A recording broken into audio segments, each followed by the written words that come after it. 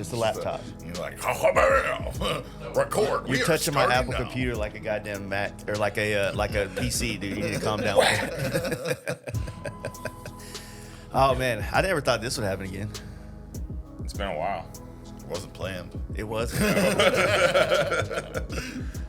Yeah, it was like, I think I was in a podcast yesterday, and then when I got out, I checked my phone and I saw you bought the bike from Cowboy Harley. Yeah. So then our group chat, they go, Mark's coming up, and I'm like, which Mark? Like, there was no context of Mark. It was just like, Mark's coming up. Like, how many Marks do we know? So I thought it was Mark Collier that was coming up. Okay. Because usually, like, the OGs would say Tbar Jesus is coming to Dallas. Right. You know what I mean? And since Trey didn't do that, I was like, okay, well, I wonder what Mark. And then I saw you put a story up, like, Tbar Tuesday tonight. And then I was like, oh, okay, cool. And in the back of my mind, I'm like, maybe we can make this New Year, New Us happen again. You know? And then here we are. We're on the third month right now. Yeah, it's like, it's March. still kind of It's close enough. It's first quarter. Yeah. It counts, you know? Yeah, because we did New Year, New Us after. Well, we did like a New Year's one when you had your first like shop party. Yeah. That, or I don't know. We did one after that point. The first one was at the apartment when we were doing. Okay. The apartment one was the first. So yeah, that one wasn't New Year, freezing New Us. cold. That was like New Year Us, and then the next one was New Year, New Us. And Yeah. these are all old podcasts you got to go back and listen to and see how dumb we sounded years ago, because we've been at this for years. Yeah, and I remember the last time. I think the last one we did was when we did the party, and then it snowed the next day, and y'all got trapped here. Oh yeah. Yeah. That's like the only time I've ever done like a professional photo like with my bike. You're like, well, we got these bikes and it's Texas and snow, and there was like we went out front and like you had like a little Texas flag and a pole, and I was like, shit. And that was like right after I moved to Texas. Yeah, and well, then that I was like, oh. Brought snow here, like trying to ride motorcycles all year long, but for everything. y'all didn't tell me that Texas snows. Yeah. That was a surreal ride too, because I mean I've done I-35 corridor thousands of times in my life, and then going all the way from here back to Austin, where it was just snow on both sides of the road, is insane. Yeah. Like I couldn't believe it was something that I thought I'd never see. You know? Yeah, that was I definitely got some video and stuff on the way back from that one. Yeah. Just like snow and that, and this is Central Texas, right? yeah. And then there was like some slush on the ground. I kind of remember, and I was like. Yeah, Like motorcycle tires and slush, like don't mix that well. Y'all remember when we did so we did that last one, and you stayed the extra day. We did a Patreon episode that we all felt like was better than the actual podcast that we did the day before. Was that what it was? Because remember we did that. We were like sitting up here, and we're like, man, we were having another conversation. It was good. We were like, dude, we should just turn the microphones on again. Yeah. And then it just ended up becoming a Patreon episode, but. Yeah, it was crazy, man. And I miss those days we used to have when IMS was here and everybody would kind of come through the winter and we just had that big party. And Yeah, that like shop party that you threw, that was like, whatever, 100 people, had a little bonfire out back, you know, up and around. People would come up here, probably, you know, put their nut sacks on your helmets. Probably, yeah. I remember the first year we did it after we built the studio, a lot of people slept in here. Yeah. You know, because a lot of people just crashed at the shop. Nice and carpeted. Well, then it was. Now it's kind of matted down from all the Rolling nut chairs. sacks it's been on it or whatever. It's surreal, man. It's like I'm ready for the change to come. You know, getting out of this place and kind of figuring out what's going to be next. But there has been a lot of cool shit that happened in here. You know what I mean? Sit down, Steven here, pissing in the corner, flying a drone in here on a podcast. Like I think I've done shotgun some beers at Yes. this table. you made some money shotgun. Yeah, I was about beers. to say you got paid to shotgun beers on this table. Oh, I forgot about that. Yeah, when we were going like live on Yeah. video and like I got PayPal stuff coming in. Next person sends me $20. I'm gonna shotgun this beer. All of a sudden, Steve got $200. Isn't that like that? And this is before the TikTok thing where they were doing like the, you know, like those people that do the, you send them the emoji and they act it out like the NPC people. And it's Oh, and every time you do the emoji, like it's money they're making off of that yeah. shit. So Steve started out with yummy, shotgunning beers. Ooh, $20 more. how fast can we get Steve drunk and throw up today? Like jokes What on is him. it right now? 10 a.m. A little liquor ring. Yeah, do the whole bottle. We'll send you $100 right now. Fuck, man. Yeah, like I said, man. This there's so many episodes, there's so much like time that's taken place, you know, the last 6 going on 7 years now. And it's like, fuck, man. Even like from the first time when we were in the garage at the old house, you know, doing the first like pre-podcast, Zombie Mike's house. Yeah, you know? Zombie Mike's. We had the one that got lost too, which was when Jesse's laptop crashed. Yeah. Yeah. Yeah, that was fun. Those were, I don't know, those were enjoyable back in the day. They're still enjoyable, but it's like, it's crazy to see how far it's come since that point. You know what I mean? Like literally, you had like a laptop with like some microphones plugged into it, and like now it's like, hey, just kind of speak into this little thing right here. You know, now it's like, don't breathe. Got the whole room and cameras and lighting and everything. You know, the simplicity of how it started is, I miss that, but. You know, the progression of it all is important. You know, even trying to be better at doing the podcast, being more mindful of speaking, and which I still suck at. You get me after an hour and a half, every other word is like, you know, fucking, you know what I'm saying? Yeah. You know what I mean. You know what I mean? Yeah. I turned into Joe Biden. You know the thing and the thing. I still remember the first podcast we did in that apartment. And like, if you listen to that first one, the first 15 minutes, you can hear like the trembling in my voice. I'm just like, you know, like stuttering and stuff. And then it was like 15 minutes in, you're like, oh, okay, this is just a conversation with the homies. But exactly, you know, and then a couple of years later, we just do them here and there. Yeah, and now you're just pop like, them out. Want to podcast real quick? But yeah, it's like I said, man, it's pretty surreal to like be here in it, and it's still like being a thing. You know what I mean? A lot of changes and a lot more coming, but it's, you know, it's kind of exciting to see like riding this wave and seeing where it takes you, kind of thing, you know? Yeah, over the past 6-7 years, like all life's changed between all of us. Like you lived in like 4 different places. Yeah, Michigan, that over now Missouri with Forever Red. You know, we did an episode kind of a little bit ago. I kind of stayed out of that one. Like that was, you know, Kyle and Springle. And I just had a couple little words in it, but we've been, you know, working on bikes up there, and we just bought a 24 Road Glide yesterday. So on that episode, we talked about, you know, the Road Glide, the incognito burrito. Yeah. We went down to Daytona and we were running it pretty hard, and ended up hurting the motor pretty bad. We did the Performance Hangover show, riding from Daytona, and that was down in Orlando. And that ride from Daytona to that part of Orlando is pretty much like Mad Max. You know, yeah, it's like highway and everything. Like, not putting it out there, we obeyed all the street laws, and like, that y'all made up. Yeah, no, like there was no shoulder passing, there was no splitting lanes with none of that. Definitely, no. Everything was under the speed limit. Yeah, and that motor just got mad going 67 miles an hour all the way there. So it ended up being a bottom end situation? I haven't torn it down. And I got back from Daytona. I had some side covers built, and, you know, frames are going to a couple fraying off and whatnot with Kyle's, you know, helping him out. And then I was just like, on the way home from Daytona, I was like, I think I'm just going to go buy a new Road Glide. So then talked to Cowboy, you know, and ended up, and I was like, hey, I want a gray one and a chrome one. You got one? And they're like, no. But like one of our other dealership does, and talked to them, and then they ended up getting the one I wanted. And I was like, all right, screw it. So I didn't really tell anybody.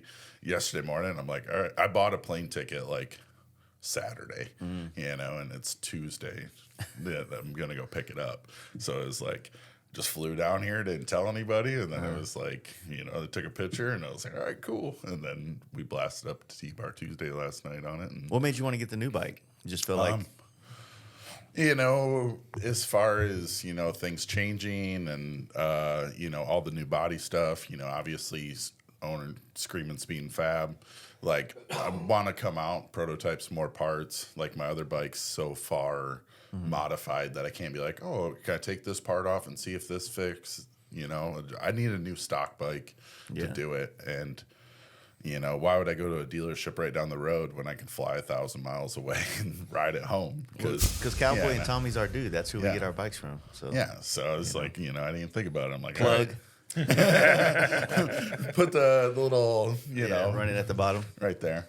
So yeah, just kind of little business move, and I need something to ride. Like I'm The plan was to ride this year. Yeah, like I'm in the motorcycle industry, you know, doing that because I love to ride motorcycles. Like I love, you know, is doing the racing, doing whatever, and I just like to, you know, even do trips and like I love all of that. So maybe like I need a bike that runs. When you stopped traveling the way that you and we all used to travel, the scene started trailering more. So maybe you're the Messiah. Get you back out on the road. It'll get people to start riding these performance baggers again. Yeah. Well, I had the Challenger, you know, last year. Yeah, we don't speak on those years. But like I took that thing from it's kind of like when you thought you were gay in college. You just don't talk about it anymore. But like I took that thing all the way up to like Washington last year. Yeah. You know, St. Louis up to Washington. I tried to go into Canada, and then they said turn around. They said get out of our country. Yeah. And I was like, all right, cool, my bad. Hey, buddy. Hey, please get out of our country. Hey, buddy. Hey. We're sorry about this, but you can't be here. Like, I don't know. I just like riding motorcycles. So like if I don't have like a one that I can hop on at any moment, like I get pissed off. Yeah.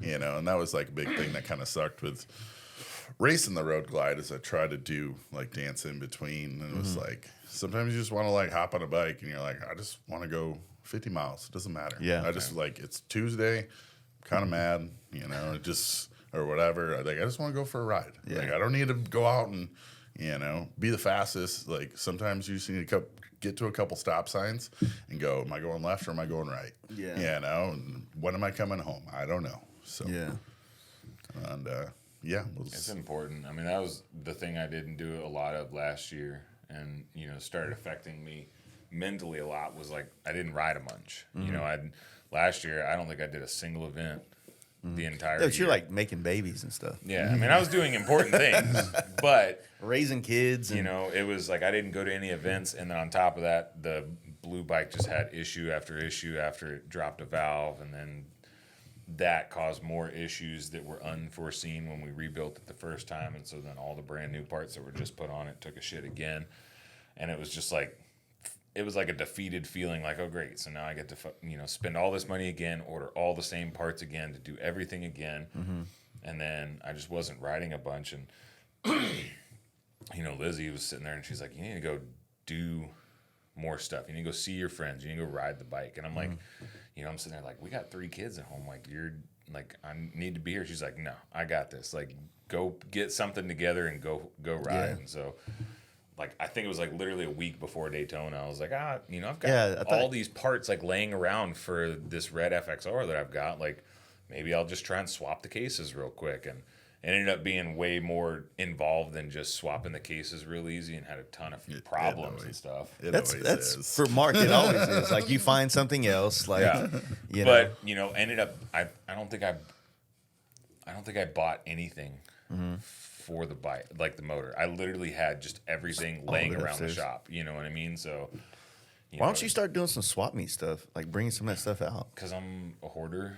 Yeah, and it's like you never know when I'm going to buy another bike that this one part might fit, and I'll never find it again. Dude, type shit. There was like a meme like video that was funny as hell. It was like a dad and a son like trying with the piece of wood. And he's like, I've got it. It looks like this. It's this long.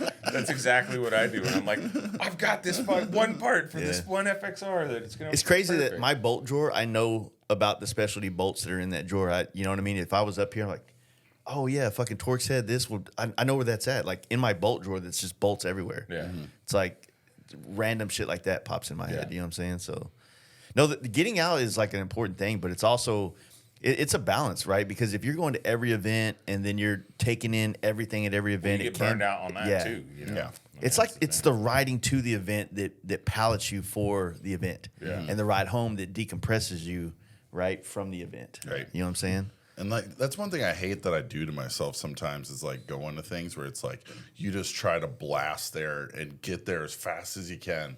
And then you get there and you're like, oh, I'm here before everyone else. And then they're like, why don't I just enjoy the fucking ride? Like, you know, slow it down a little bit. Like, you know, don't need to go triple digits all the way there. Like, I don't know. Like, maybe I'm getting older. The shit that I'm on, like, a lot of the reasons why I want to do the big trip on the FXR is like, I don't want to take the highway across the country. Right. I want to stay off the highway and roll through these small towns and take longer to go places, but see more shit. Yeah. You know, like when I went up to Washington, you know, it was in Salt Lake, and then up to, you know, that. And I've never done Oregon, so I was like, I'm going to check off Oregon, Washington. And I got really close to Oregon, but people are like, if you do Oregon, you got to go to the coast. And I was like, I don't really have time with that right now with like what all I want to do. Was trying to make it to Canada for, you know, it was kind of like a camp out they had. Renegade Riot? I don't know. It was I think I've seen it. It looked like it was pretty badass. like that was going on. That's what I was trying to go to. Chris Zemla was like heading up there.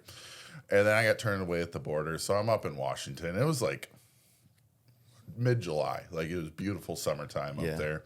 And then I'm just like, all right, whatever. People are like, you got to go do Lolo Pass and everything. So I'm like, you know, Canada border in Washington. And I just pulled out the phone and I was like, all right, this is going to like, and I just stayed on these random 2-lane roads, just kind of like made a list just of little cities that are, you know, 20 miles apart, but it's going to get me on this little random route. So fucking gorgeous. It was so awesome. Like that's what I needed last summer was like that ride. And I was solo at the time. Like it'd been cool to do. We have a lot of homies in Missoula. Yeah. A lot of them came to the camp out last year, and they're actually putting on an event this summer that I'm going to go to in Missoula. It's kind of a camp out, but it's at a prison. Okay. And so that's detailed. I might have been just leaking that shit right now, but I'm going to go do that this summer. It's like a ride on the 4th or something like that. And because I'll do that, and the next week it'll be the West Coast FXR Jam. Okay. But that Lolo Pass, like it kind of goes out, like leaving out of Missoula, going back across Idaho. Mm-hmm. But then there's a spot where you can keep going. It'll take you all the way to Washington, but then you can go south. And the only way I could describe the landscape is like the way I would think of like Scotland or some shit. It'll take you to Boise. Dude, that fucking road, I did it on the way out there. Is so dope. Like 86 or 80. I suck at numbers, but it was like I got to Boise, and then it was like you go north Oregon, to McCall. Like I could have just kept through Boise, and I could have went to Oregon. And I was like looking at the map. I was like, it kind of looks like, I don't know, like flatlandish. I was like, but north out of Boise, you know, that takes you like up there. I was like, that looks super cool. And then it was just like you're next to that river. Yeah. And it's fucking sick. Idaho slept on, 100%. Like, I said that last summer. Yeah. Like, fucking, because I went up, I made it to like the end of that. I don't remember towns. I need like a map or something when we talk about this. Stayed in one little town that's like kind of where that Lolo Pass ish kind of ends, and that's where I split off and I went up to Washington, Canada. But then I came back and I did like a loop, and I came almost to that same area, and then I did Lolo Pass to the east. You know, so you went up the mountain like from west to east. Dude, when you're on the Lolo Pass, and like it was a beautiful morning when I started on it and everything, and next 77 miles like twisty road type thing, and it was like I was just by myself and I'm just bombing. We did it in the rain and it was still a beautiful ride. I had the absolute perfect weather on this whole like that out west trip that I did. And then I came down, I went to Missoula, and then I shot south down to like Darby. You know, that's where they film Yellowstone. I was like going, like there was a rodeo in this little town, and it was just like vibing, and like this car just like jammed on its brakes in front of me. And I was like, what the heck was that about? I look over, and it's like Dutton Yellowstone Ranch, and it had the Yellowstone truck. I was like, I got to turn around. Like, I don't turn around for pictures ever, but I was like, I didn't know I was coming up on this. And I took a little picture and ended up going through that. I don't know, without a map, but like, you know, ended up making it back into Idaho. And then I went into Stanley, Idaho, and Stanley's like right in the Sawtooth Mountains. Like I felt like I was in Switzerland. Like just the way those mountains were, just came, and I'm like riding next to a river all day. And then ended up staying at this little hotel thing on the corner. It's like a wooden hotel, and then it had a restaurant next to it, and then next to that was like a bar with a live band. So it's like they give you a thing. And I went to the restaurant, had some dinner, met some like random like lady and that were like kind of locals, and they're like, oh, they're having a live band next door like later on, like see you over there. I'm like, all right, cool. And so I ended up going there. Dude, it was like a wedding party came out, the whole place was packed, like every that, and then had a like this band called like Tyler and the Train Robbers, just like that Western country, like out there singing live music. And I'm like, it's middle July. I'm in Idaho, like out in the mountains. Like it was a fucking vibe. Like and I just did this shit by myself. Like it was fucking awesome. Solo trips, man. Like nothing's wrong with it. There's nothing wrong with it. Have you like wanted to do anything else other than like because you seem to go to Florida a lot. Like Florida's like an easy like situation. He likes 10. But Sturgis just is so nice. That 10 where you just get on and he goes, I don't have to deal with directions till I get to Jacksonville. 980 miles to Jacksonville, you know. Yeah. No, I mean I'm gonna try and the goal this year is and it's a lot of it's Lizzie forcing me, but she's like you need to go to more events, go do more. And it was explained. I was talking with someone about it, just about the industry in whole. And I was like, man, some of these events, they don't like speak to me. You know what I mean? Like, I don't feel like I want to be at them. And he goes, that's not the point. And he's like, you're not going to make money at these events. It's going to cost you money every time you go.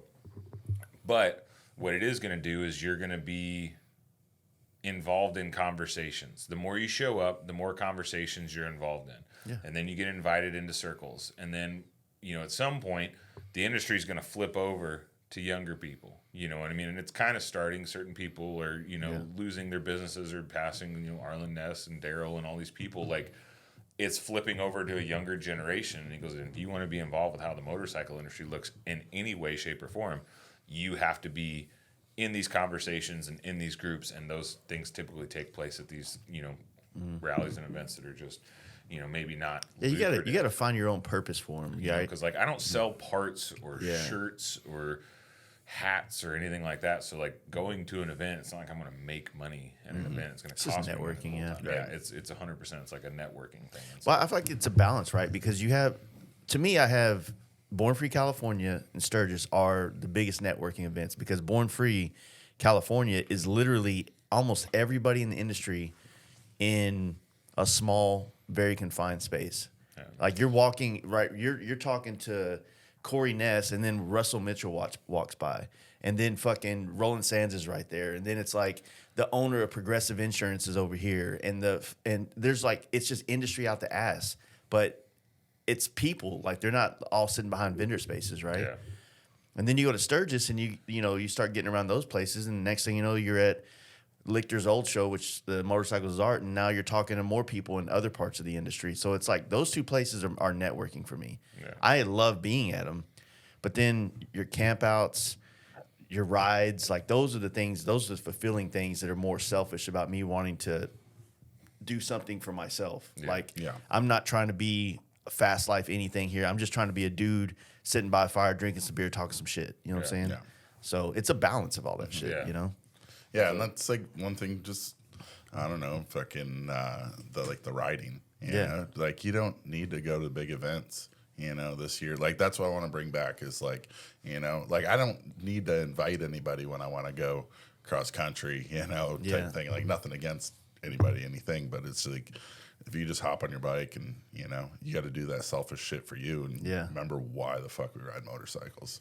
So and that's why when people I've been saying this for a while now, but when every year it seems like it ramps up every year. People go to Daytona, they get butthurt about people that spent money on their bikes and trailered there and blah, blah, blah, when half the people fucking trailered there. Even the people talking about trailering. But they know that that's what that event's about. Like, that's never going to change. Yeah, half the country that goes to Daytona can't ride it from where that is. Like, St. Louis, so I'm like in the middle of the country where it's like possibility. It's a possibility. And it was like 80 the day before, and I woke up the next day when I wanted to leave, and it was 26 degrees. And I was like, I ain't riding in 26 degrees right now. Like, I don't care. Yeah. Like, I've ridden in colder. No proof. You don't have to prove shit right now. Like, and I just wasn't about it. Like, it's Daytona. It's early, whatever. Like, I didn't ride. Whatever. Who cares? But Daytona's networking to me too. Yeah, it's a network. It's a good event for that. I think certain types of people I think it works better for. Like me, I just get there and I get overwhelmed because I'm like, I want to be a place where I can let loose. And when I'm at a bar on Main and I'm staying, in a different part, I'm thinking, how the fuck am I getting back to my spot without, not putting both feet down on the fucking pavement kind of thing. Yeah. But Yeah, it's like people are like they get riled up, they get hurt about like so and so that's building a lot of bike and there's a lot of clout on Instagram, but then they don't go to any of the small events. They only go to events where it's a big spectacle, and then they don't get nothing personal out of it because how can you stand out in that world? Like, you know what I mean? Yeah, for sure. And do you want to stand out, or do you just want to go have a good time? You know what I mean? That's the other question to ask yourself. Like, well, I mean, I think that's the thing that they don't.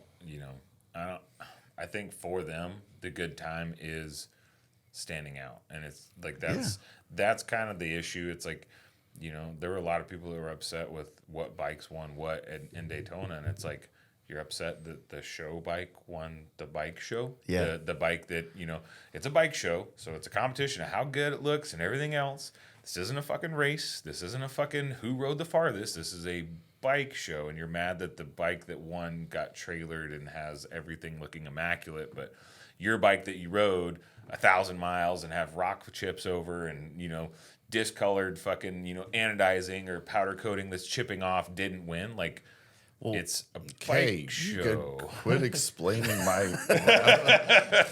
lay off a little bit, bro. You're describing it to the but like that's not what those are for. It's like they want the notoriety, but it's like at a bike show, the notoriety just comes to the guy. I mean, most of the time that has the biggest checkbook. You know what I mean? And that's racing too. And that's fine. There's nothing wrong with that. You know what I mean? Same thing with racing. Who's got the most money? Racing. Who's got the most money to fucking put the most in their bike? But they want the notoriety that comes with that, but then they don't want to do the things that actually are attainable notoriety for people. You know what I mean? Mm-hmm. If you don't have the biggest checkbook or put the most time and money into your bike, you're not going to win the best of shows and the this and that. But you can show up to an event and talk to everyone and have a great time, and then you may not get notoriety from Hot Bike Magazine and V-Twin Visionary and this, but you'll gain your own notoriety. You know what I mean? With people that you're going to see places. You know what I mean? So it's why like the campouts have always been a good thing because you're kind of celebrated because you rode there. Yeah. And came there. And we get people that trailer the camp out, and I try not to trailer shame them that bad. I'm going to trailer to the camp out. And that's fine. But we just try to say, look, if you're not comfortable doing this trip yet and you trailer, come talk to people that rode. And then next year, be inspired to go do this shit. You know what I mean? Like, there's nothing wrong like with that stuff. But when you just decide, you know what? I don't fucking ever want to ride anywhere. I just want to trailer everywhere because I want to enjoy the space I'm going to. Some of us are past that point in our life where we enjoy the ride to the event. We enjoy the journey almost, if not more, most of the time than the destination that we're going to. Well, I mean, and that's why I put together, this little fucking 80-inch FXR. It's nowhere near the fastest bike I have, but what it doesn't allow me to do is just do 130, 135 the entire time on the interstate to a point. So I'm allegedly forced to go slower, and it's got a smaller gas tank, it's carbureted, so it doesn't get as good a fuel mileage, so I'm forced to take more stops. Yeah. And it'll force me to enjoy the ride there more versus like, oh, if I leave right now, I could make it to, Daytona in 18 hours if I don't stop ever and I just fill the bike up and never put but you never do get shit off like the that bike. too, though. I do, but that's like taxing in a whole different way, and that ride is a different type of fulfilling. When you're done, you feel like I did something. Was it the first down south that you left and went to Houston, blew up a motor, and then came back home and got on another bike and still made it? I think it was that's the motor he just rebuilt. That's that the was motor in that red ago. FXR, yeah. No, we're all sitting there at the camp out late as fuck, and Mark just pulls in from doing he technically should have. I think we argued about that, right? You should have got the Gump Award. I think the guy had me by a few miles. I didn't. I didn't care. I really don't care. I don't. It's the same reason I don't enter bikes in bike shows. I don't care about winning an award. I go to events to go hang out with my buddies more than anything else. But Yeah, that was interesting because I left and I made it like about 150 miles outside of Houston, past Houston. Oh shit, like Port Arthur and shit or something like that. I was going north. I was going north, so I was 150 miles kind of catty corner from Houston, and it blew. At the time, I thought it just broke the head bolt because the head bolt was like bouncing around in there. I think I remember seeing a video of that. Yeah, and so I'm like, all right, cool. Like this sucks, whatever. You know, for sure the head. You know, you could hear the head gasket. That's how I knew what was going on. And so I limped it into Houston to Zombies. And one of our mutual friends was in town from New Zealand that comes here and buys bikes and ships them to New Zealand. And so he, you know, offered me a ride back to Austin. I'm like, hell yeah, that would be amazing. Then I don't have to figure out a U-Haul situation and everything. And he dropped me off at the shop, and I rolled the red FXR in, and I pulled the Road Glide out, and I go, okay, I'll see you later. I'm still going to Florida, you know, and jumped back on it. And that trip was just, I think I went into one. That was 2020, wasn't it? I think it was 2021. That was 2020 because it? Yeah, it was like a week before like I moved down here. Yeah, because 2020 like that end of 2020. That end of 2020 was like, we as a group, like our homies, we did the Sturgis trip where you came and piggybacked on the end of that trip. Then we got back and we did New York. Yes, then after Sturgis, we did New York together, and then I came back from that, and it was early October. Two Lane Life came to town, and I rode and did a Bandera and all that stuff with them. Yeah. Then I come back here, and it was I think it was down south. We all rode to down south, and then we came back, and then we did the Hood Ride 2, which was when Sit Down Steve and all them came here. Yeah, Hood Ride. And that's like, when you moved here. Yeah, Hood Ride was like the day after. Like, we like unloaded my U-Haul, and that I returned it, and I was like, all right, I'm going to head up to Dallas, go to the Hood Ride. Yeah. Like, him and fucking Danger Dan did like a podcast. Oh, that's right. Yeah. Before that. Yeah. I don't know. Dude, I felt like I think 2020 was like 2020 was fucking the height. We had so much time, but everything was shut down, and we give a fuck. Yeah. It's like shut down every sudden money, and then we're just like, all right, cool, like we're gonna still adventure around the country. But it's like we weren't like 2021 was all the mandates, the masks, and like I went to New York in the end of 2021, and I had to get vaccine passports and all that shit to get into like gas stations, restaurants, and all that shit. Oh damn. And so the first time we go to New York, I'm like, we're just fucking. It looked like I Am Legend on Manhattan. Yeah. We're just cruising the streets like. No one's on. So this is New York. I love it. What are they talking about traffic? Yeah, like this wasn't too bad. But it was weird because I think I went there the year prior to the Indian Layer Block Party, but I went in a car with somebody. That's right. Yeah. So like I kind of got to experience a little bit, like at least I knew like what I was in for, like in a car, because like I don't know, it's kind of sketch, like just being on a bike and. Those bridges are fucking high, dude. Yeah. They're fucking high. And like the roads are narrow. Like you want to lane split somebody, like be careful on your bagger. That's like homeboy from Detroit that comes and he leaves his bags off his Road Glide because he's gonna go and fucking be an animal there. Yeah. Run around with Danny, fucking going on the sidewalks and down the dude.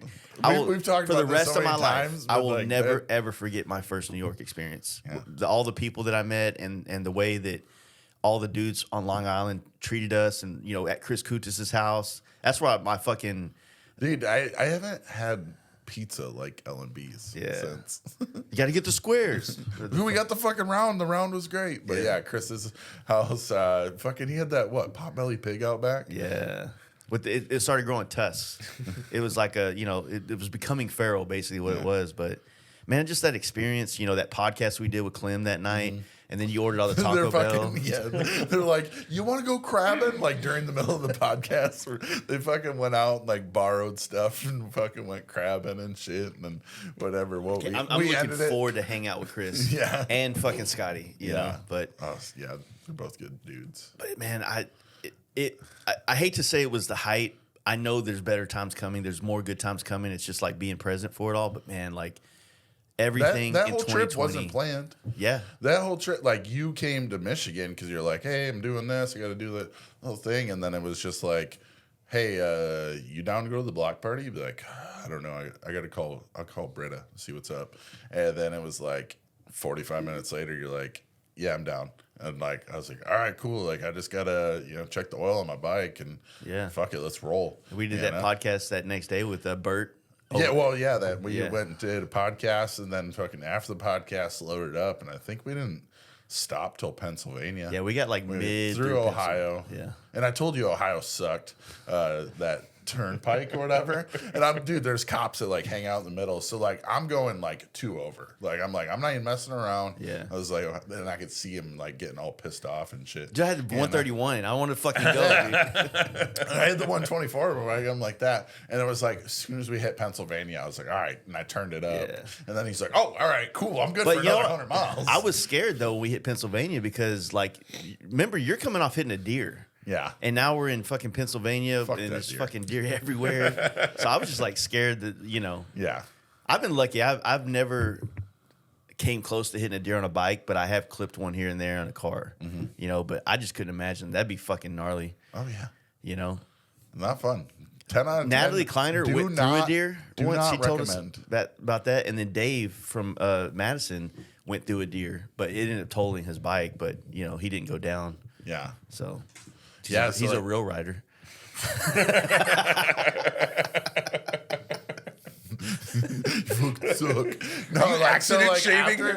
After it happened, because like I thought, like when I hit that deer, whatever, like I thought I was gonna like keep it up. Like I hit it, and it was like I was still going straight, and I had a buddy behind me, and his girl was on the back, and then like Charlie was just in front of me. He's like, the deer was stuck underneath your bike because it was like decently lifted. He's like, the deer was stuck underneath your bike, barrel rolling. It was just like underneath the middle, like under the motor, and it was just that. And I think it was holding the front tire up, and then finally, like, it was like before I could even think about it, I was like, boom, and slammed on the ground. Well, then afterwards, and we picked the bike up, and then I went to the hospital. I had to have surgery that night on my knee and stuff. But it was like I got the bike back. My handlebars turned all the way to left. My wheel was going straight. So it's like I think I hit it, and it bent my fork so much. And then, I'm straight armed, just like, you're riding this bitch out. Let's go. And it like had the front wheel in the air just because I was like barrel rolling over the deer. And then it was like as soon as it came down, it's like, landing a wheelie on a full right turn. Yeah. And it was like I smacked so hard on the, my left side. Like now you can like measure like how tall your bike is by how many deers you can put underneath it. That's a 1 deer lift on there right there, So. Yeah. But yeah, dude, like right now, like, the height it's at with the 16.5-inch rear shocks and the front end, like that would have to be like a 30-point buck. Yeah. This is like a 2.5 deer lift right here. No, that's rad, man. I'm actually, I was telling you when you came up to the Tbar last night, I was already planning on, because I'm planning on taking the FXR to go camp at, the old Giddy Up spot, and like not this weekend, but 2 weekends from now, so the 6th. And I was like, man, I'm going to try to leave Thursday and come see you. I want to go see Xavier. I haven't seen him for a while, and just kind of back road it on the west side of 35 and podcast, take some pictures, go camp. And, man, I miss all that old shit, man. Like, there was a point in time where I felt like I was driving down to your shop in Austin in general once a week. I was about to say, for a while, it was like, for sure, once every 2 weeks, it felt like, And I don't know, I miss it. I mean, I just miss all that shit. But it's like, we all grow and change, and not change like for a bad, but like we just evolve into different everybody does areas of our life. Everyone does different things, what I mean? So, but it's like, just be cool to do all this shit again, man. Like just like fuck all the stuff. Like we all have businesses now. You got Screamin Speed, you got your shit, mine shit, and we're all trying to grow it. But it's like, man, just if we can get away here and there and just do the simple shit that we've all loved, that's what I want. Dude, I had so much fun the other weekend. I got that bike together, and I was too late to make it to Daytona. I could have made it for the races, but by that time, everybody was gone. And I was like, I was only going to Daytona to, like, see friends. I wasn't going because I actually cared about hanging out in Daytona. And the races might have been cool, but like I didn't for sure have a way to get in, and I didn't want to just sit in the stands. Like I really enjoyed, like when I go to COTA, I can get into the pits and hang out with the fucking teams and see the bikes and look at everything, and like that's way more exciting to me than like sitting in the grandstands and watching the race bikes go by. And so I was like, I'll just like ride to South Texas and like by myself, and just went out in the middle of nowhere and found all these different roads and went all the way out to Bandera and went out, all these through these different tiny little roads out there and had a blast, like by myself. No one telling me we needed to be at this point by this time, or we got to turn around now, or my old lady called, I got to go home, or whatever. It's like, you know, I just left and stopped wherever I wanted and did whatever I wanted to do. And those days. Those are it's so refreshing. Well, you should come camp with me when we do this thing at Giddy Up, the old Giddy Up, the RIP Giddy Up camp. That's what it is. So, and it's not like I mean, I guess it's kind of televised now, but it's like, you know, just go down there Friday, set up, have some beers. The next day we go ride River Road, maybe go out a little and just have fun and make it simple. There's no it's no hype. You know what I mean? It's just about riding motorcycles, hanging around fires, drinking beers with your buddies. You know. Yeah. That's when motorcycling was the most fun. Yeah. You know what I mean? And like, don't get me wrong, it's great that there's a ton of people showing up to all these events. Like, that's great. It's great for business. It's great for all the companies that are involved. It's great for everyone. But I miss it when it was like 14 of us. You know what I mean? Like, there's like 14 people, and we're all just hanging out around a campfire, and that was it. Dude, you know what I mean? 14 people in my one-bedroom apartment. I mean, like, fuck. I mean, I think both y'all slept in the apartment, and then like, that one time it was like, it was like that, and then your brother came by. Yeah, I think there was like 4 of us on an air mattress. We're all just kind of shoved in sideways. I was fine in my room. I had all the space in the world, but you know, I feel like that was the origin of like the Tbar Jesus fucking video with fucking with Trent. Trent, Trent fucking. Dude, we gotta pull that one back up. Oh, dude, I think I have it. But no, I mean, I want to do simple shit like that. You know, I enjoy the fuck out of that shit. You know, no plans, just I think go out and have fun. I think that's the key, is to not make plans of like, because typically when I would go to events, like, okay, I got to get all this work done. I want to leave by this time so that I can be here by this time and like see all my, like, it's like, I'm just going to make it. And whenever I make it, I make it. And if, I miss this part of the event or whatever, it's fine. I don't care. You know what I mean? It's just, plus I've got a support system now at the house where it's not, previously, having your home shit makes it possible. I mean, I wouldn't be able to be here right now if it wasn't, for Lizzie taking care of the kids and getting the kids to school today and taking care of the house. Like, typically, when I would do something, it's like I would drop my kid off at my parents' house, and it's like, okay, I have to be back by this time because they've got plans and I can't do other shit, and now it's like, she's like, I don't care. Like I came up here, I was going to go back last night. And I'm like, hey, Jason mentioned maybe wanting to do a podcast. Are you cool if I stay the night and do that? She's like, I don't care. Have fun. Just be safe, Yep. And I'll try to find it. Either I'll find it and I'll put it on this video when we release it. The whole trend. It's like the best shit ever. I have it somewhere. With Jesse holding up the T-bars and the sun behind it and shit. Yeah. Dude, fuck, man.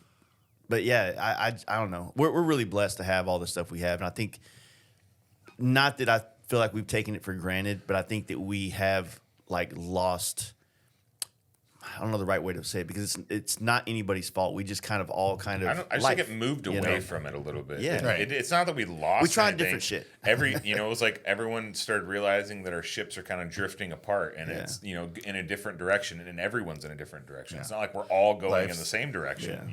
Life changes a little bit this way, and people are like, I ain't gonna sleep on the ground, so we got to stay at a hotel. Well, if we're gonna get a hotel, might as well get an Airbnb. We got a driveway, and then we might as well just trailer there. And was it you that said it last night in the garage, where it's like, I'm down to sleep in the baddest hotel ever and sleep in the dirt? Yeah. Like, I mean, there's some people that will only do this. Like, some guys, like, I only fucking moto camp. I won't stay in a hotel that's for pussies or whatever. And then some people are like, I only, like, we got buddies that were serving. Like, I don't sleep on the floor anymore. Like, I only sleep in hotels. Like, I've done enough camping in my life. I don't want to do it. And like, I can appreciate and enjoy both. There's times where you pull into a city and you're sitting there and you're, number one, you're flush with cash. You got plenty of money, and you're like, you know what? I'm fucking tired. I'm exhausted. I smell like shit.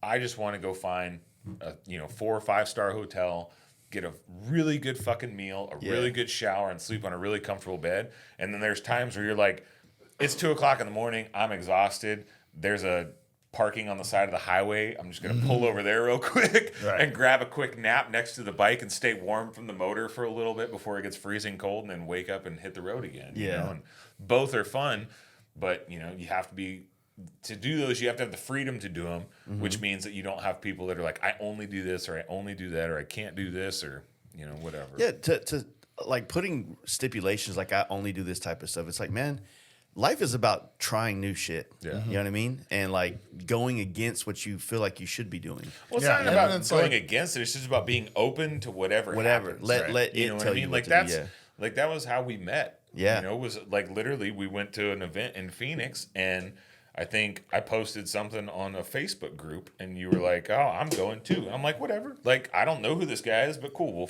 We'll go like meet up and hang out, and it ended up being a super fun time, and we took a totally different path back that took way longer than I anticipated. But it got was my just first all subs burritos.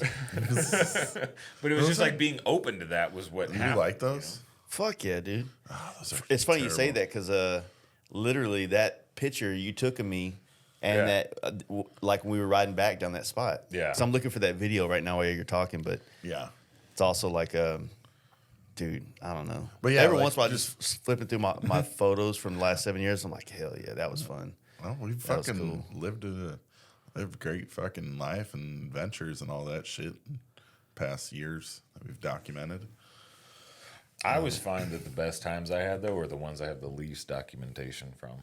That was like the first. That's what made me trip. want to start taking pictures though. Was that feeling of like you go this and you don't have much from it. Well, that was the first time I'd ever gone anywhere where someone was like, "Hey, let's take pictures," because like I didn't do social media shit very well. Like I wasn't involved in any of that, and I was This like, is 2016, by the way. Yeah, My first dyno I've ever done. I was like, this is so cool. Like being able to go back and have photos of us at these places. Oh shit! Remember was that? that? A ton of fun. Oh yeah. Me and Shredder Bob getting our tickets in Sturgis. Yeah, that was that 2020. No, that was 2019. It was the first time I ever met Kyle there and all that. Well, kind of. You almost met him at the same time I met him, but you got pulled over, and I pulled over in a gas station. I was waiting for you. Then that's when I dropped my bike too, because you had to pick it up for me. Oh yeah, that night when we were going hang out with Dude, the we went up guys. to Clem's driveway, and it was fucking steep as shit. And it was boulders. It was boulders. Like fucking that. Like you were riding on fucking boulders. But it's like the boulders were telling me where I was gonna go. It's like no matter where I stared, it's like I'm like, there's a You're fucking, going this way, and it just like fell over, and I'm like, and it scratched the bag. It's still the bags are right there. It's still scratched. I'm never gonna get rid of them. And I'm just like, I was bummed at that point. I was super bummed. I was like, fuck, man. Got my nice road glide. I just fucking scratched it up, custom painted. Fucking. No, 2019 was the shit too, man. Yeah, 2019 was gangster. But fuck, man, it's gonna be gangster this year, man. We're gonna do some cool shit. Yeah. I wanted to talk to you. I actually wanted to talk to you last time we got together. But what's the arc of the racing? Like, how was that? Like a quick-ish version of like how it was and how it evolved and how it's kind of how you feel about it now. So yeah, like 2021, 2020, whenever the first race was, BRL kind of did like their little promo thing out in like Willow Springs, which I didn't make it to that. And then they had the next one in Utah, and then that's when I was down in your shop. I'm like, all right, I'm gonna go try it out, and I went down there with like floorboards and 17s. I got 17s and like some Dunlop Q4 tires because like that's what they were starting to run in the King of the Baggers. And then we ran that race, did like 8th, and then we ended up blowing the motor on a road trip because I was like, road tripping out to the Smoky Mountain. Oh yeah, that was tour. And then me and Mark quick fucking rebuilt the motor. It was that, and then we went out to Sonoma, and I placed like 5th, and I was like, all right, cool. And then the next one was Utah again, and then I got like 3rd place, and I was like, oh shit, like, all right, we're being like pretty competitive in the group.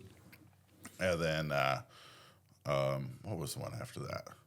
Utah, and then Milwaukee, right? Milwaukee, I crashed and I broke my hand. Raced the rest of the weekend with a broken hand. I think I pulled off 5th or 6th place out of like 10 or 12 of us. Not bad with a broken hand. Yeah, you said and then Daytona, was your hand broken? Daytona, like everything like kind of healed up, and then we went out and placed 3rd racing on Daytona International Speedway. And then last year, so my 3rd season now, and then we did like pit, pit race on Pittsburgh. Did Black Hawk. That's like, it's up by Milwaukee, Illinois, Wisconsin border, like whatever. I forget what the town is right there. And then we did like Rockford area or something like that. Willow Springs, California. Oh, you did that. So that was the last race in December. So yeah, it's like the classes have like grown, and then people have split. When it first started, like there was Bagger GP, which is like the gangsters on the baggers, and then we were in Pro Stock Bagger. They had like a Dyna class, like that was the big twins. And then they had a Sportster class, which was like Sportsters, Buells. And then they ended up coming out with like an FS Cup class, which was like FTRs and Pan Americas. And like it's just how it goes, and like races are spread out, so it's that, and then people are changing. If they were racing a dyno, they're like, now I want to be racing a bagger, and so it's got its waves to it. They got a 3-race series this year. I'm not. I kind of retired from it. I did it for 3 seasons. I got to focus other places. So we're just gonna take a year off for sure.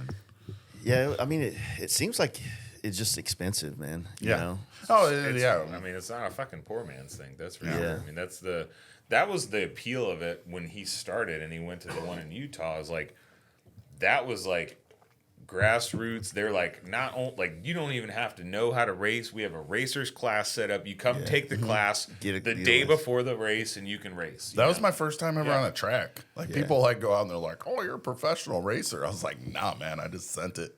But now it's grown so much, and I think in my opinion, what happened is the company started seeing value in doing stuff with it. Because like the first few seasons, I don't even think Harley had a factory team. No. And now the Harley factory team is 1 and 3rd in this last Daytona race, and so companies started seeing a value in it, and so companies have a lot more expendable income into building these bikes and testing and tuning and all those sorts of things, and so it priced kind of the private, unless you make a certain amount of money, it kind of priced out the privateers from even being competitive at that point, And from conversations I've had with other people in the industry, it's the same thing that happened in flat track with like you had the hooligan stuff, which is what everybody wanted, and then it became super racers hooligans. like professionals come in and then they want rules, and the rules end up pushing out all the people that started it. I mean, and now you have to have a professional racer's license to do it. When it was like started, it was just like whoever what shows BRL up should be on doing this. now is, since you kind of retired from it, they should be flying you out to be in the commentary stands with old Bidos. Right. That way you're like the Tony Romo talking about what's actually going on in there. So. That'd be dope. Tucker and Ty on turn 3 up over here. I've raced this one before, Bob, and this track right here. There's is a little unforgiving. bump right there. You come in hard, and all of a sudden your back end starts walking. That's what they need. Yeah. But honest, I mean, it's kind of like that first race you did, and we all bought the thing on what was it, like a Fight TV, I think is what it was.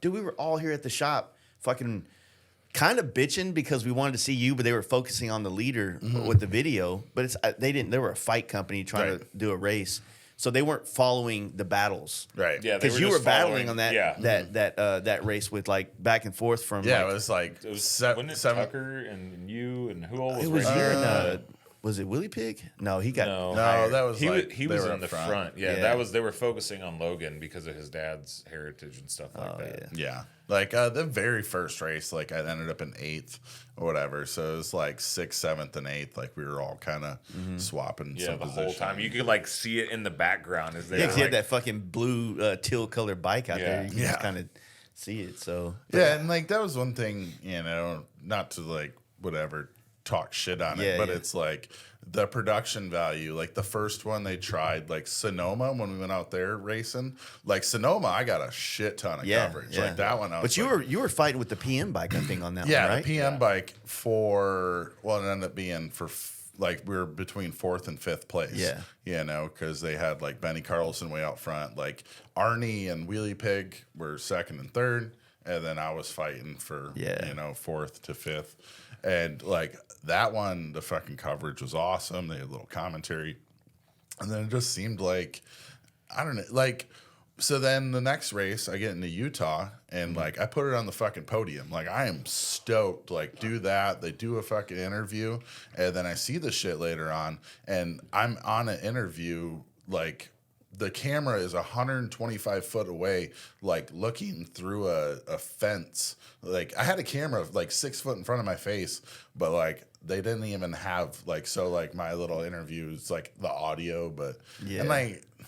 Well, I think that was stupid. The one where they also they were switching camera angles real weird and stuff. Like they had a great like overhead drone shot, and then right as the flag drops, they cut to someone and you can see like 3 bikes. And I'm like, why not keep the overhead drone shot at the start so you can through see turn everybody. 1 through turn 2, you know? Yeah, no. And they would swap to a camera 5 seconds before the bikes came in, and so it's like there's no action for 5 seconds. All of a sudden, whoa, you know, it's like it was so.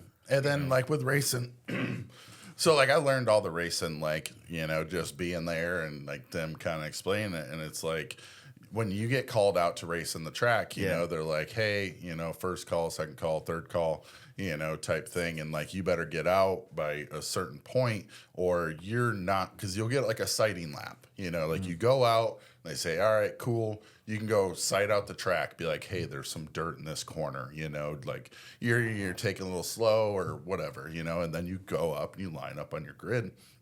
But you just pull your bike off the warmers, you know, when you're running tire warmers. So you want to get to fucking getting like as soon as you can. You don't want to let your tires cool down. You don't have time to mess around. Like when I go out there, I do my sighting lap, I line up, everybody should that.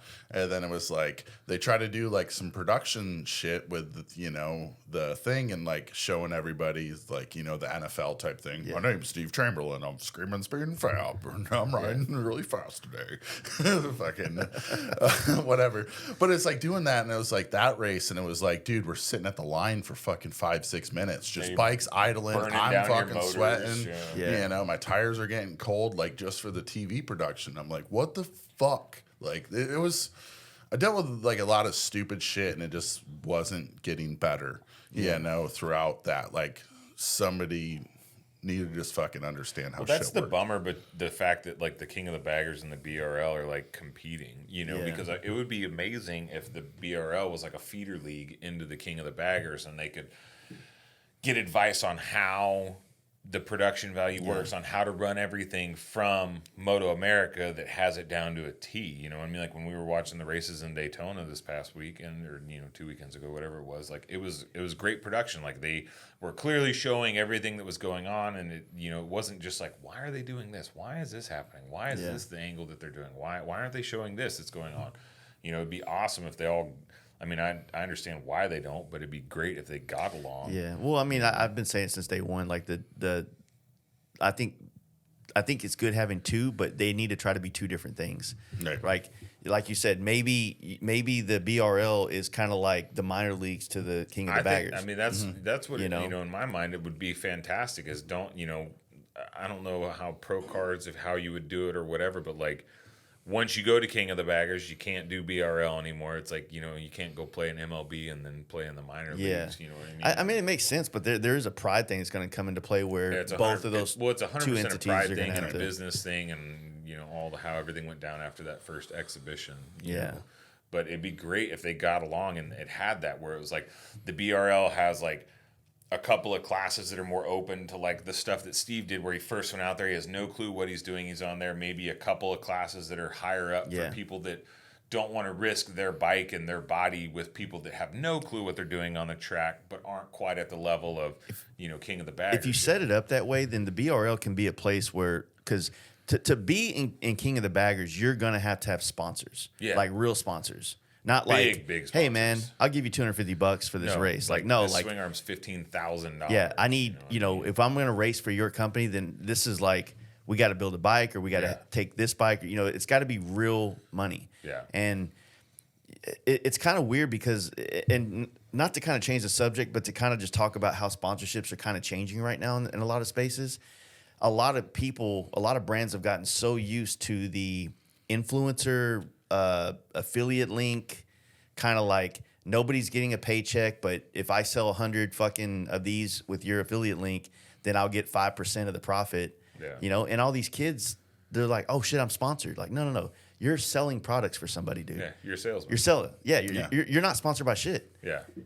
They tricked you to sell their shit at a cheaper rate than if you just became a dealer and sold their stuff normally. Yeah. Right? And so what it is a lot of these brands are just not cutting checks anymore for shit. Yeah. They're like, we'll give you 100 fucking, seats, but man, we won't cut you $100 check. I'm like, what fucking sense does that make? Yeah. How do you think all these things get built? Like if you don't have, you'll spend money to put an ad in a magazine, which does no traction, but you won't, support riders and help them get, real money to get to these places. Like, come on, man. Like, it's all a write-off for you. Right. Fucking. Yeah, it's always like, weird subject with like, even with me, like, I've always just had the mentality, like, if I want to make something happen, I just make it happen, the best I can. And I've had, some good support, throughout the years and, cash flow from, some people to make it to races when I'm like, I don't think I can make it happen. And they're like, well, here you go. Let's fucking make it there and shit. But there's a lot of it's hard to go out and, But I feel like that's more like, I feel like what you're talking about and what he's talking about is more like what a friend would do for it's more like it's sustaining yourself for the long haul to race for an entire season. Well, and so you need commitments from people. It's looking at it with a desire to like help someone do something as an outcome, and the 100% the goal is not what is my ROI what I'm doing right now. You know what I mean? Yeah, and we got a lot of great people that do like what you just said. I get a lot of support that way as well. But yeah, it's about like, no, this is a business. Like, it's really what it becomes. And that's where it's like, I'll be the first to admit, like, I'm not a great businessman because I don't look at like what's going to be the best return on my investment. Like, even when I sell products, like, I know shops that will look at two competing products, a superior one and an inferior one, and they will sell the inferior one because their profit margins are higher. Yeah. And to me, it's like, I get it. I'm not making as much money, but this one creates a better final product. And to me, that's always been way more important than making as much money as possible, probably to the detriment of my bank account a lot of the times. But like that is the thing that a lot of those companies don't have, because once you become a big company, now you've got people whose whole job is to figure out how to invest money or where we're putting money and how they invest, how much are we making? We're giving them this much, what's coming in, where are we getting our returns? Why are we spending this much with this guy? We're not really seeing anything. Whereas if it was like the single owner of the company, like, I like that guy. Like, I want to help him do his thing. Cut him a check, that's where it becomes different. It also becomes a thing. Like, say if somebody's sponsoring you to race, like they're you have an agreement and now you have this relationship for this riding season or this race season. It's a mutual thing. Like, you're out there going to race and you're trying to podium obviously as much as possible, but also like that content they should be posting. We got our guy Steve Chamberlin out there racing. He runs our stuff, as well as like you post like, hey, I'm running so and so, but there's supposed to be a mutual thing, not like, oh, I run this company shit, but this company only posts pictures of chicks in bikinis with their products. So there's no like cross promotion going on where, the riders are going to go look at that person's page and go, I want to see the kind of people they support and the people that ride their shit, not how many cool photos with hot chicks or hot dudes or whatever you're into.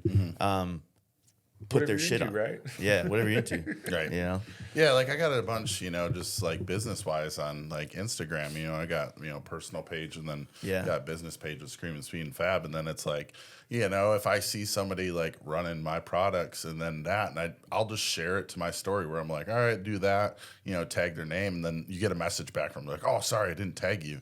I'm like, it's fine. Like, I seen it, and like I'm helping you put it out there. Like, I'm not expecting you to owe me that. Tag me on that. Like, I'm just doing this because like I appreciate the support. Do that. Like, we're all trained. You try your best on do that with like scratching each other's backs and helping each other out type things. So. 100%. Like, you want to see your friends grow. So the whole sharing of each other's stuff is important. But I think it's kind of it's also like I guess I'm getting weird in my old age, but it's like I look at a lot of it too. Like, man, we've all been trained to just literally advertise for free. Yeah, you know what I mean? Like, I bought this product and now I'm posting 100 pictures of me wearing or using this product, and I think that's why a lot of people are becoming more like influencer minded. You know, even though they might only have 1,000 followers or whatever the case may be.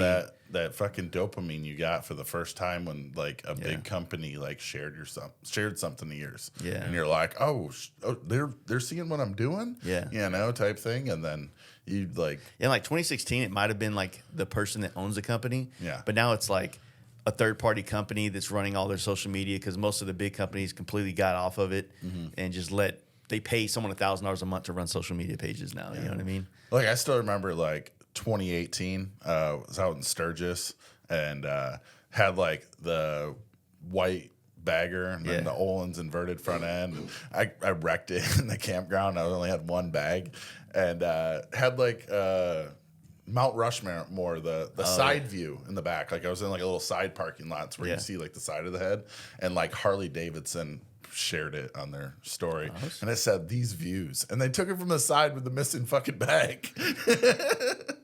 I was running around Sturgis with one bag on it because I wrecked it in the campground. I was like, my buddy's like, we can fix it. I was like, no, leave that fucking bag out there. That's I remember watching reminder to quit being dumb. That's wild. You doing Sturgis for what, man? Come on. You got to get you that's up the there. goal this year. Yeah. So I mean, that's We're gonna start a Kickstarter for Mark. Everything's always dependent on like workflow, but I've gotten a lot better in the past year with managing how many bikes are in the shop, how I track my time. Yeah. And then I started hiring people last year, and the first one didn't work out so well. This new guy, is not as knowledgeable as the first guy, but he also admits he's not as knowledgeable. Yeah, but he's malleable then. Exactly. And he's got a genuine passion for it. Like, he's fucking pumped every day to, like, what are we doing today? And I'm like, let me drink some coffee real quick. We'll get into it. You know what I mean? Give me a moment. But, it's, between those things and the fact that, like I said, my home life is, like, way more stable now. You were a single dad for quite a few years with wearing a lot of hats, dude. Yeah. Like it was really difficult back then, and especially, like, during when COVID hit, and then I'm trying to be a single dad, and then we had to do homeschooling, and I couldn't do it. And so then I had to, like, let my daughter live with my parents for, like, a year, and I only got to see her on the weekends, which meant I didn't want to go anywhere and do anything with anyone because that was the only time I got with my kid. Yeah. Trying to run a business and deal with all the dumb things that they were like. They tried to mandate so many things that you had to do in your businesses, and I was like, I feel like I'm the small business here. If y'all are going to show up and write me a ticket, I guess you're going to write me a ticket. But, like, I'm not going to put masks required and PPE this and did it. And, like, no, I never shut down for a single day during that stuff. It was just like, I'll show up and do my work, and if you write me a ticket, you write me a ticket. Yeah. No, it's like I said, man, just going through that process of, what you did for your daughter and stuff and, still running the business. Yeah, I mean, that's a lot, dude. Like, I get it, 100%. It's taxing. I mean, I was getting burned out, big time for a while there. Yeah. There was a few times where, like, I'm just, like, sitting there even questioning, like, why am I doing this? Like, I'm sitting here just spending so much time dealing with other people's bikes, other people's problems, and, like, I've got a ton of great customers, but then you'll get that one that's just a fucking asshole, and just like, you're just like, why am I doing this when I could leave, go do something else, make probably 5 times the money that I'm making, and have a job where I clock in and clock out, don't have to worry about you hang up your worries at the door. And then you're not dealing with billable accounts and paying, you're paying your taxes and making sure your sales tax is up to date and categorizing all your expenses and, oh crap, we got to order all these things. Oh shit, we got to do all that? Yeah. But, it was like I was getting burnt out hard, and it was, and on top of that, during that time I wasn't riding as much. So then I didn't have an outlet either of like, this is why I'm putting in all this work is, number one, for my family, but then number two, because I really do. Yeah. Like, I mean, the reason I do what I do is because I love motorcycles. And there was a minute where I was starting to get pissed off at motorcycles. Like, it just felt like the bikes were the thing that were fucking causing a ton of stress, and it was bringing no joy, you know? And, that's kind of the goal behind what's going on now and why I'm trying to go to more just like even just little things. Like, I'm not saying I'm going to make every big thing, but just like making an effort to go to a bike night, making an effort to go, ride out and see people and stuff like that, because that reminds me why I got into this business in the first place. Making an effort just to go do a solo adventure like you were talking earlier. Yeah. You know, where it's just like, just go take off, you know, like nothing wrong with it.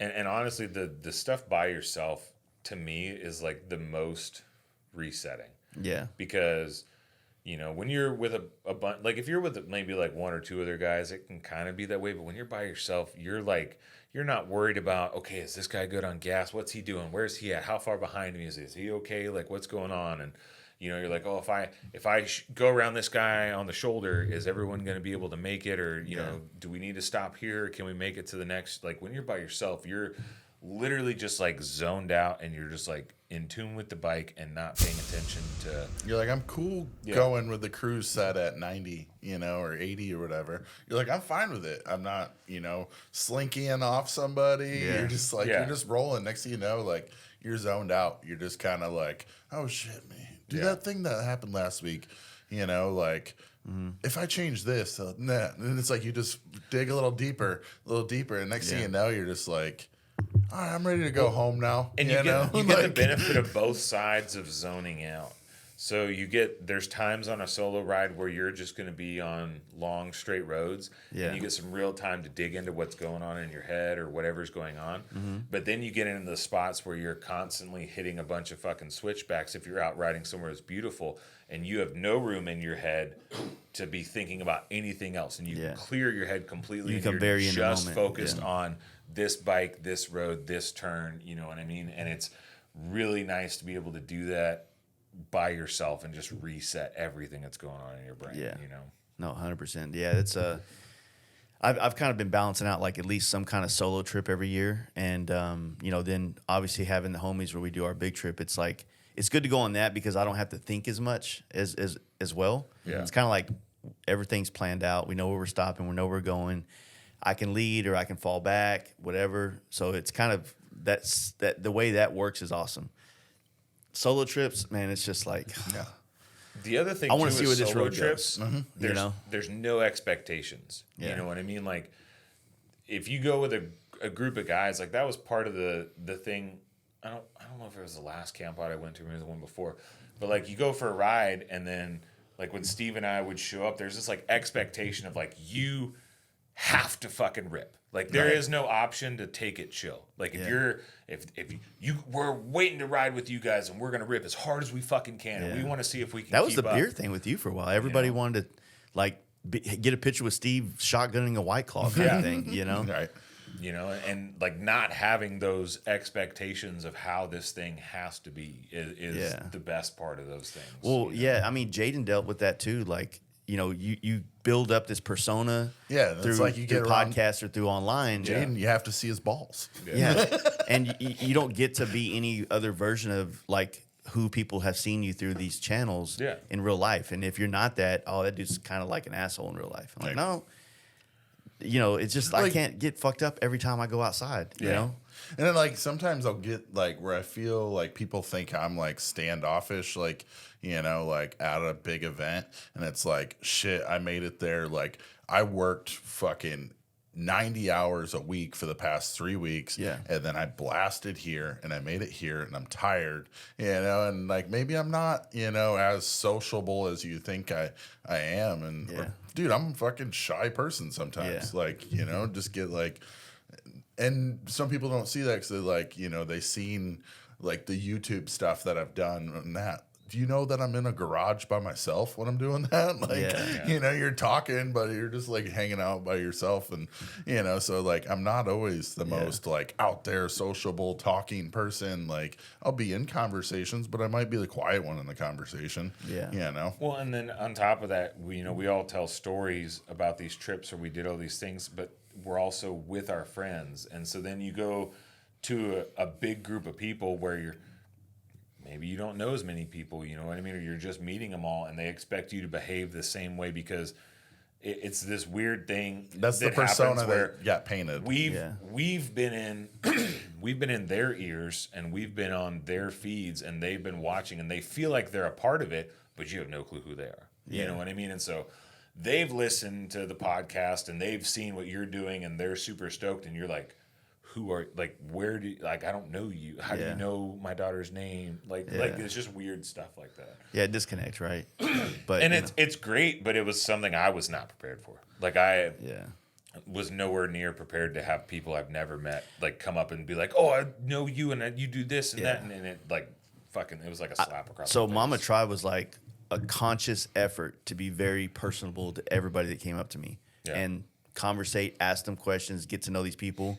And I'm like, I did a good job, you know, because usually I'm like, I don't like camp out. Camp out's been different because we've been selling T-shirts and running it so much that it's like I have a lot of worries going on, so I don't get a chance to disconnect from it. Yeah. That was kind of why I wanted to do this camp out this year differently, so that I can go there, set up my tent, and go, all right, I'm going to go walk around, meet some people now, and carry that energy throughout the campground rather than like, all right, let's get the shirts out, see if we can go ahead and break even on these, you know, that way I'm not fucking out of my pocket $4,000, you know? Yeah. And you just, like, it all puts this pressure where you have these people that do want to meet you and you want to be genuine and honest, but at the same time, like, you also know that, like, I've been being genuine, but the problem is the genuine is like I'm an asshole sometimes. You know what I mean? Yeah, you can talk to Lizzie about that. Yeah. So it's like the thing is that like when you start getting whatever this fucking shit is, you just get to a point where you got to start taking yourself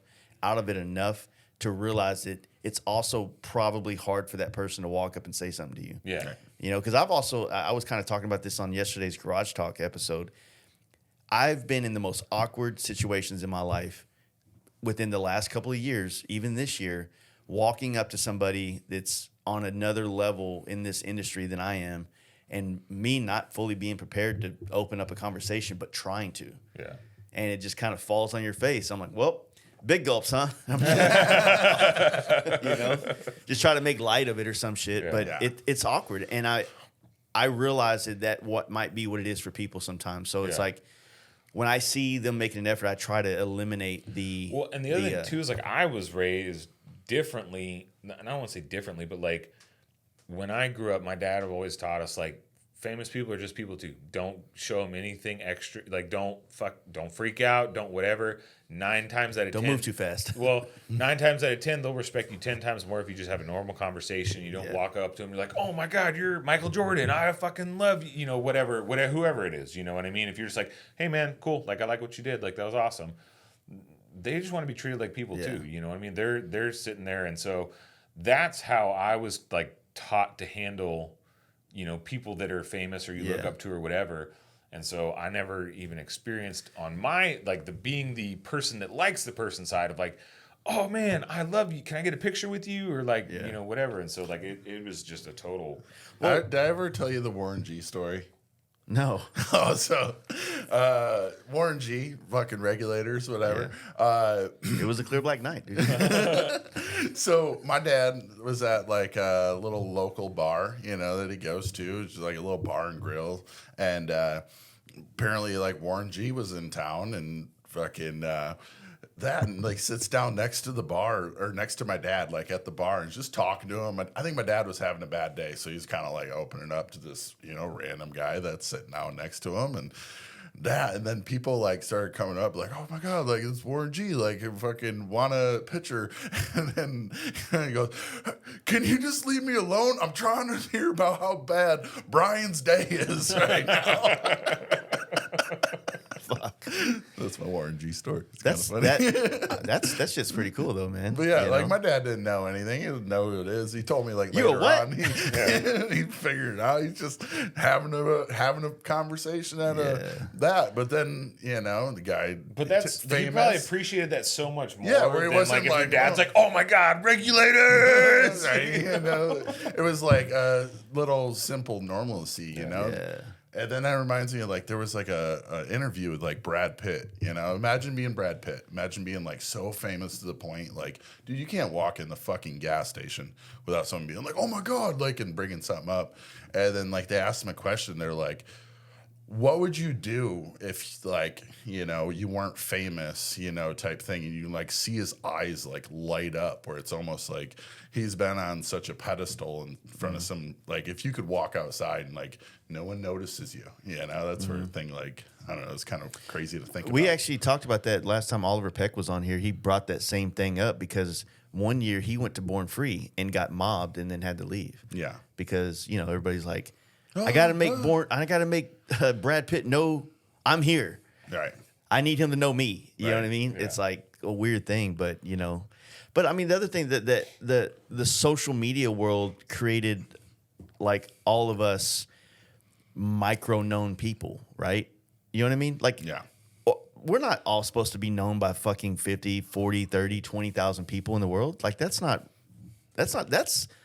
pretty insane. Yeah. Yeah. If you think about it, you know, to have, you know, people watching your YouTube channel or your podcast, you've been following you on Instagram, that's very abnormal to human history, right? Mm-hmm. And I think right now, like, we're all going through like learning how to deal with that. You know what I mean? What does that mean? Is it now that's the baseline that everybody in the world's going to have these 20, 30, 40,000 people that know who they are? Yeah. Kind of thing. And we all have to, like, that's the new baseline for mentality? Or are we just kind of figuring out what it's like to be in a space where we have that kind of notoriety and we have to have almost like celebrity-like things that we have to do because we're being watched by other people versus like we're just normal. We don't have celebrity money or celebrity opportunity, but we have celebrity restrictions, if you will, you know? And I mean, I think we're pretty safe in the motorcycle world, but, you know, at the same time, you know, it's just different. It's weird. Right. If I could get the core 1,000 people that fuck with my brand and me, and those are the only people that follow me, and I could just like have Instagram be 1,000 people, I'd fucking love that way more, you know? Because I can manage like following 1,000 people that I fucking give a fuck about and really care about seeing their stuff and whatnot. But yeah, because it's like, you know, the social media, all like, you know, the TikTok, the reels and all that stuff has changed so much in the past, you know, 3 years. So it's like even watching like we're just like not motorcycle related, just random videos. Like somebody gets one video where it's like they went famous, you know, or went viral because of, you know, one saying. And then now you watch that same person do that one saying, trying to recreate that video. it's sad. 70 fucking different ways. And you're just like, that's all you have? Have you ever like gone like you know you get those suggested reels, and every once in a while, like I'll just kind of like psychologically for an evaluation thing, I'll click on them. This thing's got 40 million views. Then you go look at the rest of the page, and it's like dog shit. And that's the one that hit. Yeah. And so but then they'll have like 1 million followers from it. But their page is worthless. Yeah. But that one video put them to where everybody followed it. And so the concept of what this used to be about was curating. You know, your timeline on your Instagram was about you and your brand, and you wanted to put quality images, quality videos up about what you're doing. Now they're like, nobody gives a fuck about the profile anymore. Just keep posting shit till something goes viral. Right. Yeah. You know? And yeah, then like back in the day, it was like I was selective about what the fuck I put out there and how I put it out there and, you know, type thing. And it wasn't about trying to like, oh, this is gonna like go viral. I'm like, I don't give a fuck. I'm just like, this is what I want. your business card. This is what I want to show out there. You know, this is me living my life. This is how I, you know, like I thought this was a cool picture and it needed a little story with it, you know, and not just throwing now shit. It's just like, let's fucking post 3 times a day and get as much shit out there as possible, and maybe once a month something will hit and get a bunch of fucking traction, you know. And like it's quantity versus quality. Yeah. Now it's all about quantity. How can you hit the algorithm? When do you post it? How long does it need it's to the be? same How thing do you happens on capture YouTube. people's attention? You know, YouTube channels kind of suck. A lot of people suck, in my opinion, because they're trying to feed the algorithm for consistency to just get it to where it puts them their shit out there more. But it's not like They're videos. making videos about nothing. Yeah. You know what I mean? Did we make it? Did we break this? How did this like? It's like, I think on my last YouTube video, I was like, did I make it into Canada? Answer, no.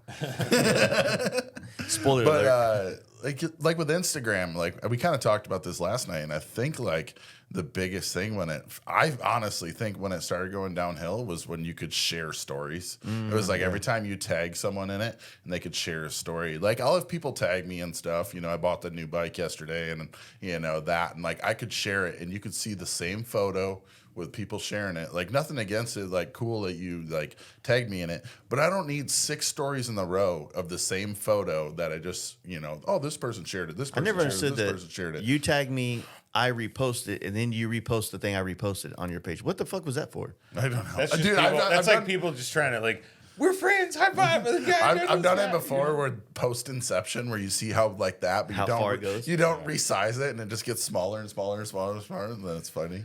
But like when the sharing of the stories, like I'll be selective on the resharing of the stories because I don't want, you get one person that like, whatever, and it's like I click on your story at the top, and now it's 12 posts of the same thing. Yeah. I'm just going click. I'm just swiping to the next one. Yeah. Sorry. Bottles shaking well, around. I think, I think that was part of it. I think the big thing when it changed is when they tried to do reels and they started promoting like reels is the number one way, because Instagram initially was like it was a photography. It was like a photo, and the photo was supposed to be the thing. You remember when we could do videos and then they added videos, yeah, but it was a short video and it couldn't be long, and then it became unlimited long videos, and then it became, it's like they're just constantly shifting their model towards the shortest attention span possible instead of having something that it, is like actually curated. I've been really hammering home with this stuff, but y'all were at the house last night. You saw the magazines and books that I've been kind of collecting over the last couple of months, and it's because when I go home and I do have time to sit on the couch, I put this away, I play a podcast or some music, and I go look at magazines and I go read these books, and I find more inspiration in that right now than chasing all this. Like we've had this thing in our pocket for so many years now, and it's like, it's no longer taking like quality shit. It's just putting shit out there. Well, that's the thing. That's the difference is if you're putting it in a magazine that's printing, it's, it's almost like social media is like verbal diarrhea. You know what I mean? You just I have this idea, fucking here it is. You know what I mean? Whereas when it's in a magazine or a book, it has to become a thought. You have to talk through the thought. You have to then find the pictures, write the story, whatever the thing is. And so it takes time, so it becomes more thought out, and it has more meaning behind it versus like, this happened 10 seconds ago, here it is. Oh my God, I'm the first one, Yeah. And so but it also gives you time to like really think about what you're putting and think about what you're doing. Yeah. And put more effort behind it versus this is what I just did, this is what just happened, and I think that's gives it more meaning, So if every photo you ever see is you're only seeing it this size, it doesn't resonate when you see it that size. I've been like looking at like that photo. Where is it? Is it the Tetons or no? That's Salt Flats. Salt Flats. Yeah. Dude, I've been like this whole time, and I'm looking at it, and I'm like, the only bike where I think someone still has it is like Fran still has, and then Cody Matt still has that. Oh Matt, that one. Yeah. That's the repainted one. Yeah. Matt sold that. Did he get rid of the dyno? Yeah.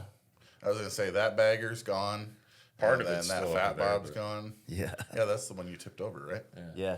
Part of it's on the wall. But I mean, when you consume, like you start to have a different appreciation for the shit, man. Like the phone, it's like you swipe past it and then it dies. It's like I've been saying this a lot, and I'm sorry, people, but another reason why I'm kind of interested in the chopper culture is that there's more art in it. Mm-hmm. There's more people making tangible things. Right. Like there's a lot of artists that ride performance bikes, but they're making content. Right. Yeah. Right? They're like, the photographers are trying to make better. They're trying to be Chopsky. They're trying to do that kind of stuff instead of trying to figure out how to represent the world that we've been a part of for the last 7-8 years or whatever. How do they represent this in a way that is like really going to be remembered? Because who the fuck scrolls down anymore? Well, that's the thing is like it's being involved in this and then creating something that, like we were talking about, when you're 80, you can go back and like, this is the, photo album or the magazine or the whatever from this event, and here's me and my friends, and here's what we did, because like you said, no, what are you going to do when you're 80? You're going to sit there and scroll for 5 minutes to the bottom of your Instagram feed, if it's even still around. Like, that's the other thing. Like, what happens when Instagram becomes the not? Dude, I thought about like anymore. all the photos that I put on MySpace, and then when I stopped fucking with that, like I don't have those photos anymore. Yeah, they're gone. I scanned those things in a long time ago, and then fucking threw the prints away. Like fuck it, I'm Oh, digital now, dude. Yeah, that's like fucking Facebook. Like I don't really ever use Facebook anymore. Like very rarely. But it's like, if I could just take all those photos and I could press one button to save it and then fucking print them out, like I'd probably delete it. Because like there's a lot of times I just reference, because it's like, I had Facebook since 2008. Yeah. So then it's like just those, that's like kind of like a little, still I'm like those are just going to fucking disappear, because half those, 99% of those photos are not hard copies anymore. Yeah. So it's just going to be like, I don't know. Remember like olden shit where they used to like fucking draw like horses and stuff like on stone walls, like probably because they got to the point and then they quit fucking, and that was the only thing that's left. Like civilization has already reached the technology that we're at, and then it all burned, and then now we're about ready to get back to that point. I don't know. I think that we could, we could just kind of look back a little bit and bring some of these tangible things that used to exist, because I think they could be more impactful now. I think magazines really could, if people gave it a chance. They buy a Dice magazine. It might not be the bikes you want to see, but it's cool shit. There's like, there's a way with magazines. It's you can have it cheap and full of fucking ads, or it can be a little bit more expensive. You're paying for the production, costs. But it can be more content. Yeah. Like, what do you want? Do you want to see the same ads? Because, like, literally ads are forced down our throat with Instagram, with all that, nowadays. Even the content in those ones becomes ads. Yeah. You know what I mean? And that's where I have an issue with magazines, is like, we're installing this product from this company. Check out the quick install guide. And we went and did, and it's like that. It felt like a billboard. That's all it was. And like we had it with magazines growing up, where it's like, hey, get this 12 issues for $12, if you sign up. But like I'm at a point now where it's like, hey, like I've paid fucking, $30 for tacos. So if you said, hey, I have like this book magazine that's $50, $75, $100, like oh shit, that's 2 taco dinner, type thing. Like, and I'd be like bar tab last night. Yeah. And like I'd be more inclined to, do something like that nowadays, just to not have the ads, not have like the shit. And the key to that is not having the fucking ads and feeling like you're being, sold something the entire time. I mean, if you could pay, like would it be worth to you to pay to have access to Instagram every month, subscription, but it would be like it used to be? Yeah.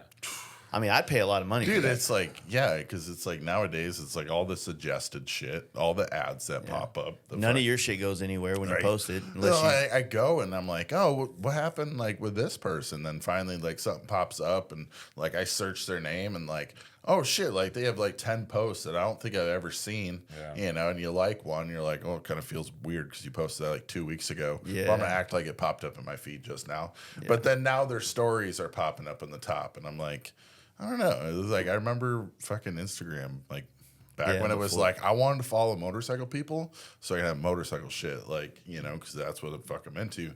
Now it's like the suggested thing. I watched one stupid, funny video, and now I just like my whole thing is just weird. Or you searched for one product on Google, and then it's like the entire rest of your Instagram's now the ads for different companies that make a similar product. And you're like, I don't care. I looked for beds one time. I don't need 30 fucking bed ads when I get on Instagram.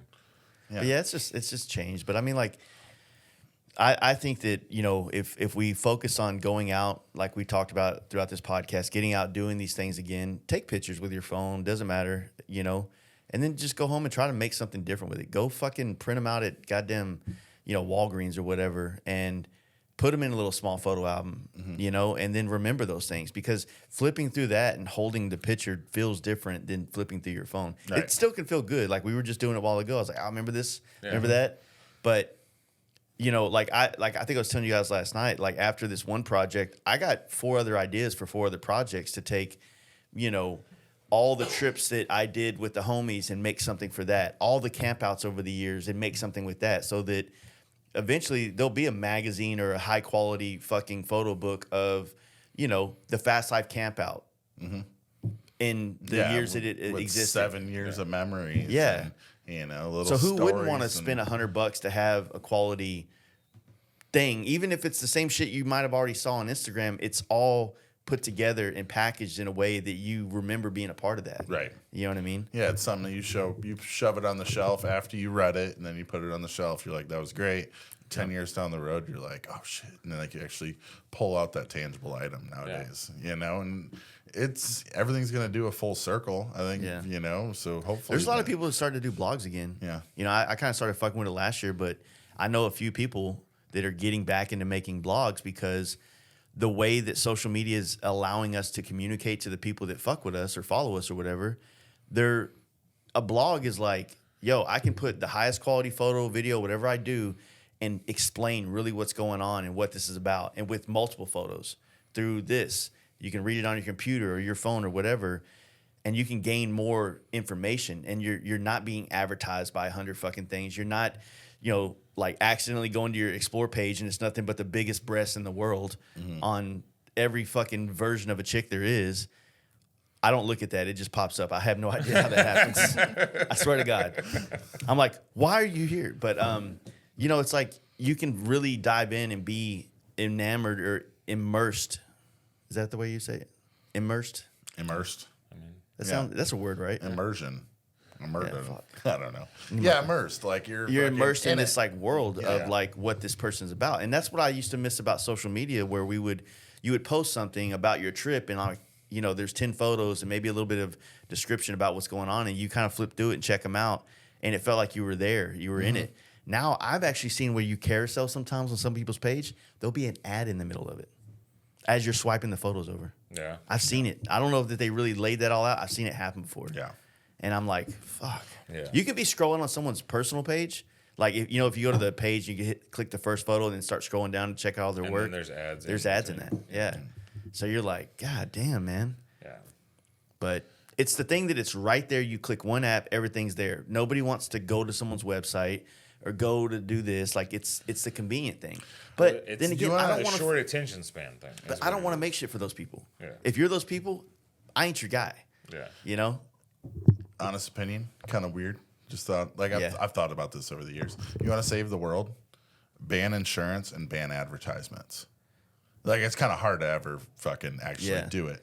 But be responsible for your own actions and quit trying to sell me all the fucking junk. If you ban advertisements, then you lose just about every form of art, movies, music, all that shit. It's all paid for by advertising. Mm-hmm.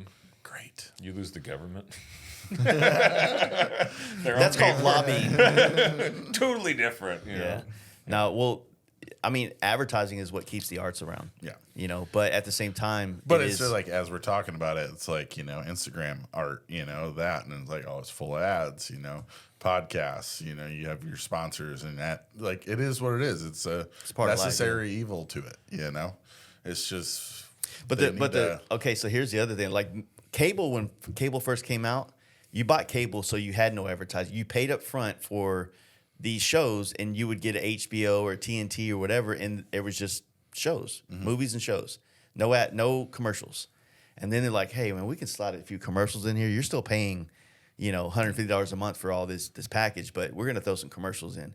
You wouldn't really get on HBO, but like all your other channels that kind of became more TV channels, like FX and all this stuff. It's like, fuck, man. Like, well, then it's the same thing. It's like if you pay for premium on like say you pay for premium Spotify, well, Rogan's still gonna put his own ads on his shit. It's just Spotify's not putting their ads on it. Yeah. So the concept is like, well, I think that's the difference. Is like, it's okay for your ads because they're curated for you. These are companies that you have decided that you want to mess with or whatever, and you want involved in your thing.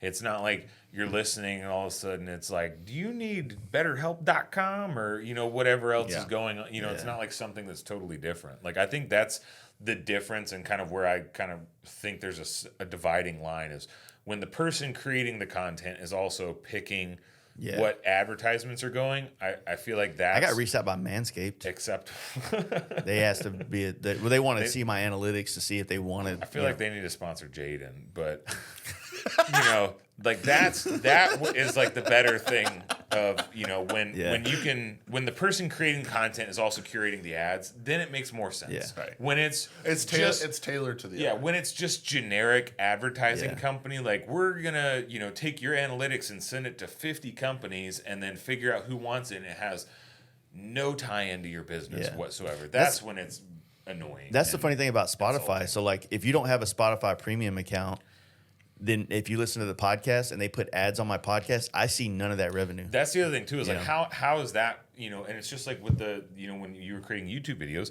you sit there and you make a video and you'll, if it's monetized, you get money.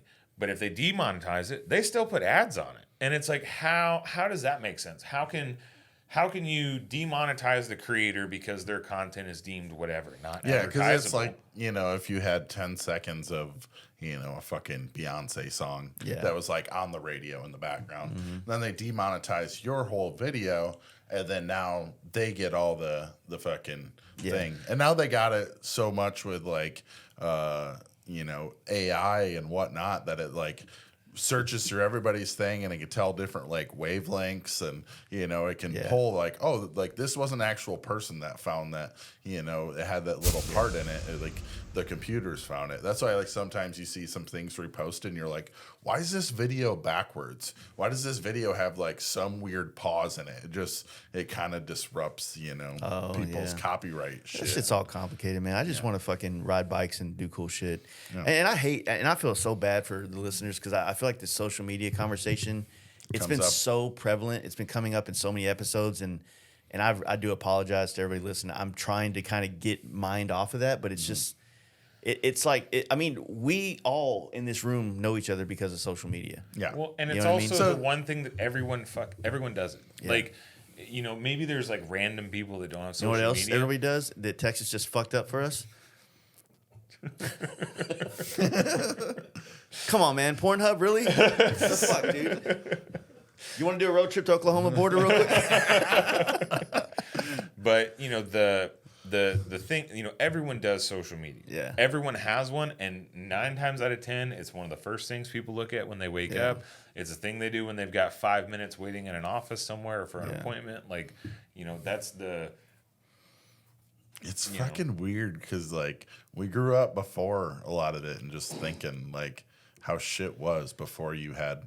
Do you remember reading the ingredients in the air freshener in the bathroom while you're taking a shit? You're like, oh, wow, what is this butane aerosol? Just, like, thinking about how shit was before, like, having phones in your pocket. Like, I didn't really have, like, a phone until I was, like, 16, 17 years old and I could drive. Yeah. And it was like... Hey, I'm going to hop on my pedal bike and I'm going to ride over to Chris's house and see if he's home. Well, he's not home. What else you can do? Like, I don't know. You want a slice of pizza? Like, like that shit. Now it's like, oh, shit. We're going to build a fort, motherfucker. Yeah. Like now it's fucking, I don't know. It's crazy. Yeah. We live fucking good life growing up. Mean, like I said, I feel like when I get out on the road on bikes, especially because I have a camera, like I'm taking pictures. So I feel more connected to being there now than less like on my phone. Like, look at me, guys. I'm at fucking Monument Valley. There's no service there, so I'm recording it for later. It's like now I feel way better on the road. I feel less connected to social media and stuff. It does suck because, and Craig is the best at this, is like I don't know what town I'm always going to land in, but sometimes when it's a decent town, it's cool when you can say, hey, I'm coming to this town tonight. Who's here? Right. Yeah. Who's coming with me? What are we doing? Right. But when you don't have, like, your shit's not getting reach anymore, it's not reaching your followers, those opportunities are missed. And the next thing you know, someone reaches out the next day because they never saw it the day before. Yeah. And so it's like that's the opportunity missed. Well, and the other side of this, too, in my opinion, is like a lot of people follow entirely too much crap. Yeah. You know what I mean? Like, you'll see some dude that's got, 5,000 followers, 10,000 followers, and he's following 5,000 fucking people. And it's like, how on earth? Or you get the guy that's got 1,000 followers and following 10,000 people. And it's like, how are you even paying attention? Like, how are there that many things that you want to follow and you're that interested in too? Yeah. You know, that's, you know, kind of the you know, something that I think a lot of people overdo is like how many things they try and follow. And it's honestly, you know, like right now, I think I have 4 Instagram accounts. And it's kind of nice because I have my business one, I have my motorcycle one. I just created like a family one. That's like it's not related to anything motorcycle. It's just for family. It's a private one, and you know, I'm not gonna like. It's not designed to do anything. I have like a used parts page, and it's nice to be able like, oh, I'm interested in my family stuff right now. I want to see what my family's doing. I go on my family page, and I can see what's going on there, and I'm not inundated with every other thing that I'm interested in flooding into when I'm just trying to check on, you know, my brother I had this conversation with a guy that I know who literally came up to me one day. I've known him for years. And he goes, "Hey, man, why'd you unfollow me?" I'm like, "Well, on my business page, I really only want to follow people in the industry. That way, if I'm on that page, it's about the motorcycle industry." Yeah. And then he just like, he took it to heart. Like it was something. I was like, "Dude, I still follow you on my personal page." Yeah. You know, like when I'm on my business page, I want it to be about business and work. That's why, like, I try and keep all the things I'm on my business page related to companies, industry stuff like that. Yeah. And I mean, there's a few friends in there and stuff like that, but they're typically friends involved in the motorcycle world. And then, like the riding, you know, my personal motorcycle page, that's more of like all my friends, people I've met, you know, whatever. And it allows you to kind of not feel. I don't know. To me, it's like you don't feel overwhelmed when you get on there. You're like, okay, like I'm here today to do some business stuff, so I'm only doing business, and then you don't get sucked into like what's going on with so and so, and why did so and so do this, and did they get their divorce, and what, you know, you're like, is Cruzy and Homeboy gonna fight? You know? I'm here to do business real quick. I'm gonna, you know, handle whatever business I need to do, and then I get back into you know, and that little separation. It's all like separation of church and state, kind of like it's like I've got these things, and when I want to do this, I log into this thing that's completely separate, and it doesn't have all this other shit from these other people. Yeah. There's like I said, there's just a whole. It's like we're having to relearn how to use all the stuff and where it truly lives in our lives. And well, I mean, you got to think about it too this way. You know, we were talking about it earlier about like, you know, people aren't used to this. The only people that are ever used to having this many people know who they are recent times is celebrities. Before then, it was the fucking king, the dictator. You know what I mean? Like everyone knew who fucking King Henry was, or King George, or fucking Queen Elizabeth. Most everybody else was just a dude. Like there weren't like, you know, there would be some famous people for like random things, like this knight did this Paul or Revere, whatever. Yeah. You know what I mean? He did like, one thing his whole life, and now there's a Beastie Boy song about him. It's crazy. But like forever, Paul Bunyan. You know, humans weren't. I don't think humans were like designed or wired to get that much attention. Yeah. You know, and that's, we're still struggling with it to this day because it plays on our dopamine. And the reason we have dopamine is to try and help our small communities, and like you help your neighbor and it feels good, but now you can get that same dopamine from just getting attention from everybody instead of doing something that like actually benefits your community and the people that are surrounding you. Well, like having smaller communities, like whether it's friends groups or groups of people, like we've always kind of talked about on the podcast, like how many people we all know nationwide. It's, even though it's nationwide, it still feels like we were at the Smokies house. Yeah. You know, 2 houses full of like people from all over America that all came together because of fucking T-bars on goddamn road glides. Yeah. You know what I'm saying? And how cool was that? You know, how cool is it that you have these like smaller tribes within all these little places that you're a part of? You know, our bike night crew, the camp out people, the fucking, you know, the people that goes to Giddy Up. And it's like you build these small communities and you feel way more connected and important in that than you do in social media. You know, it's always so crazy when you like go to start telling stories, you know, around someone local. You know, somebody comes in the shop, and next thing you know, I'm sitting there, I'm like, oh yeah, my buddy from, you know, Dallas, Texas, you know, and just like a story goes out, and then like he says something like, oh yeah, I know a guy up in Boise, you know. It's like they're like, well, you just fucking know people all over the place. I'm like, yeah, because of motorcycles and, you know, going out and adventuring and having your little your groups and cliques. But it's like to the normal guy that, you know, he's lived in his little town all his life and everything. It's like sometimes I feel like I sound like a crazy person to him. Like, I mean, I honestly wouldn't trade a lot of the things that I've been able to experience through social media, through meeting everybody.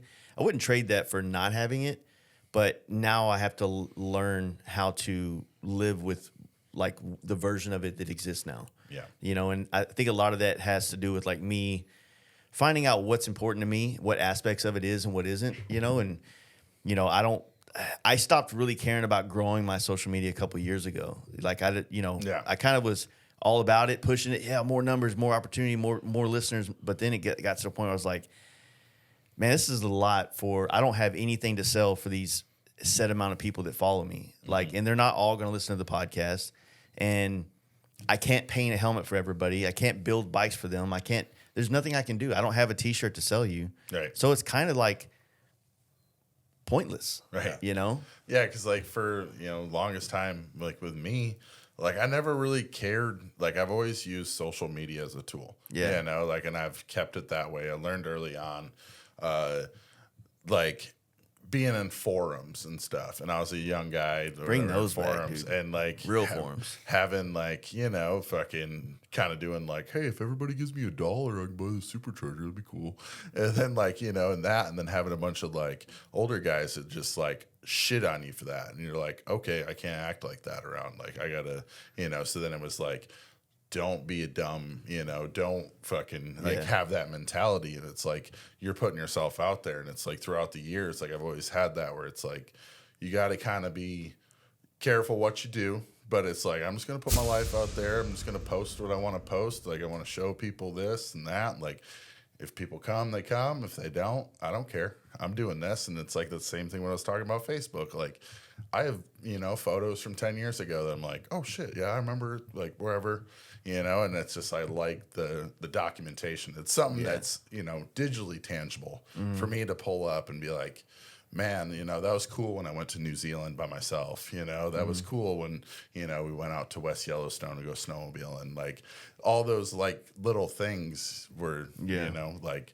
use the social media as a fucking tool. It has its benefits because like you said, you're like, if everything was in a magazine or a book, you wouldn't have the ability to be somewhere else besides your house and show people something and talk about it.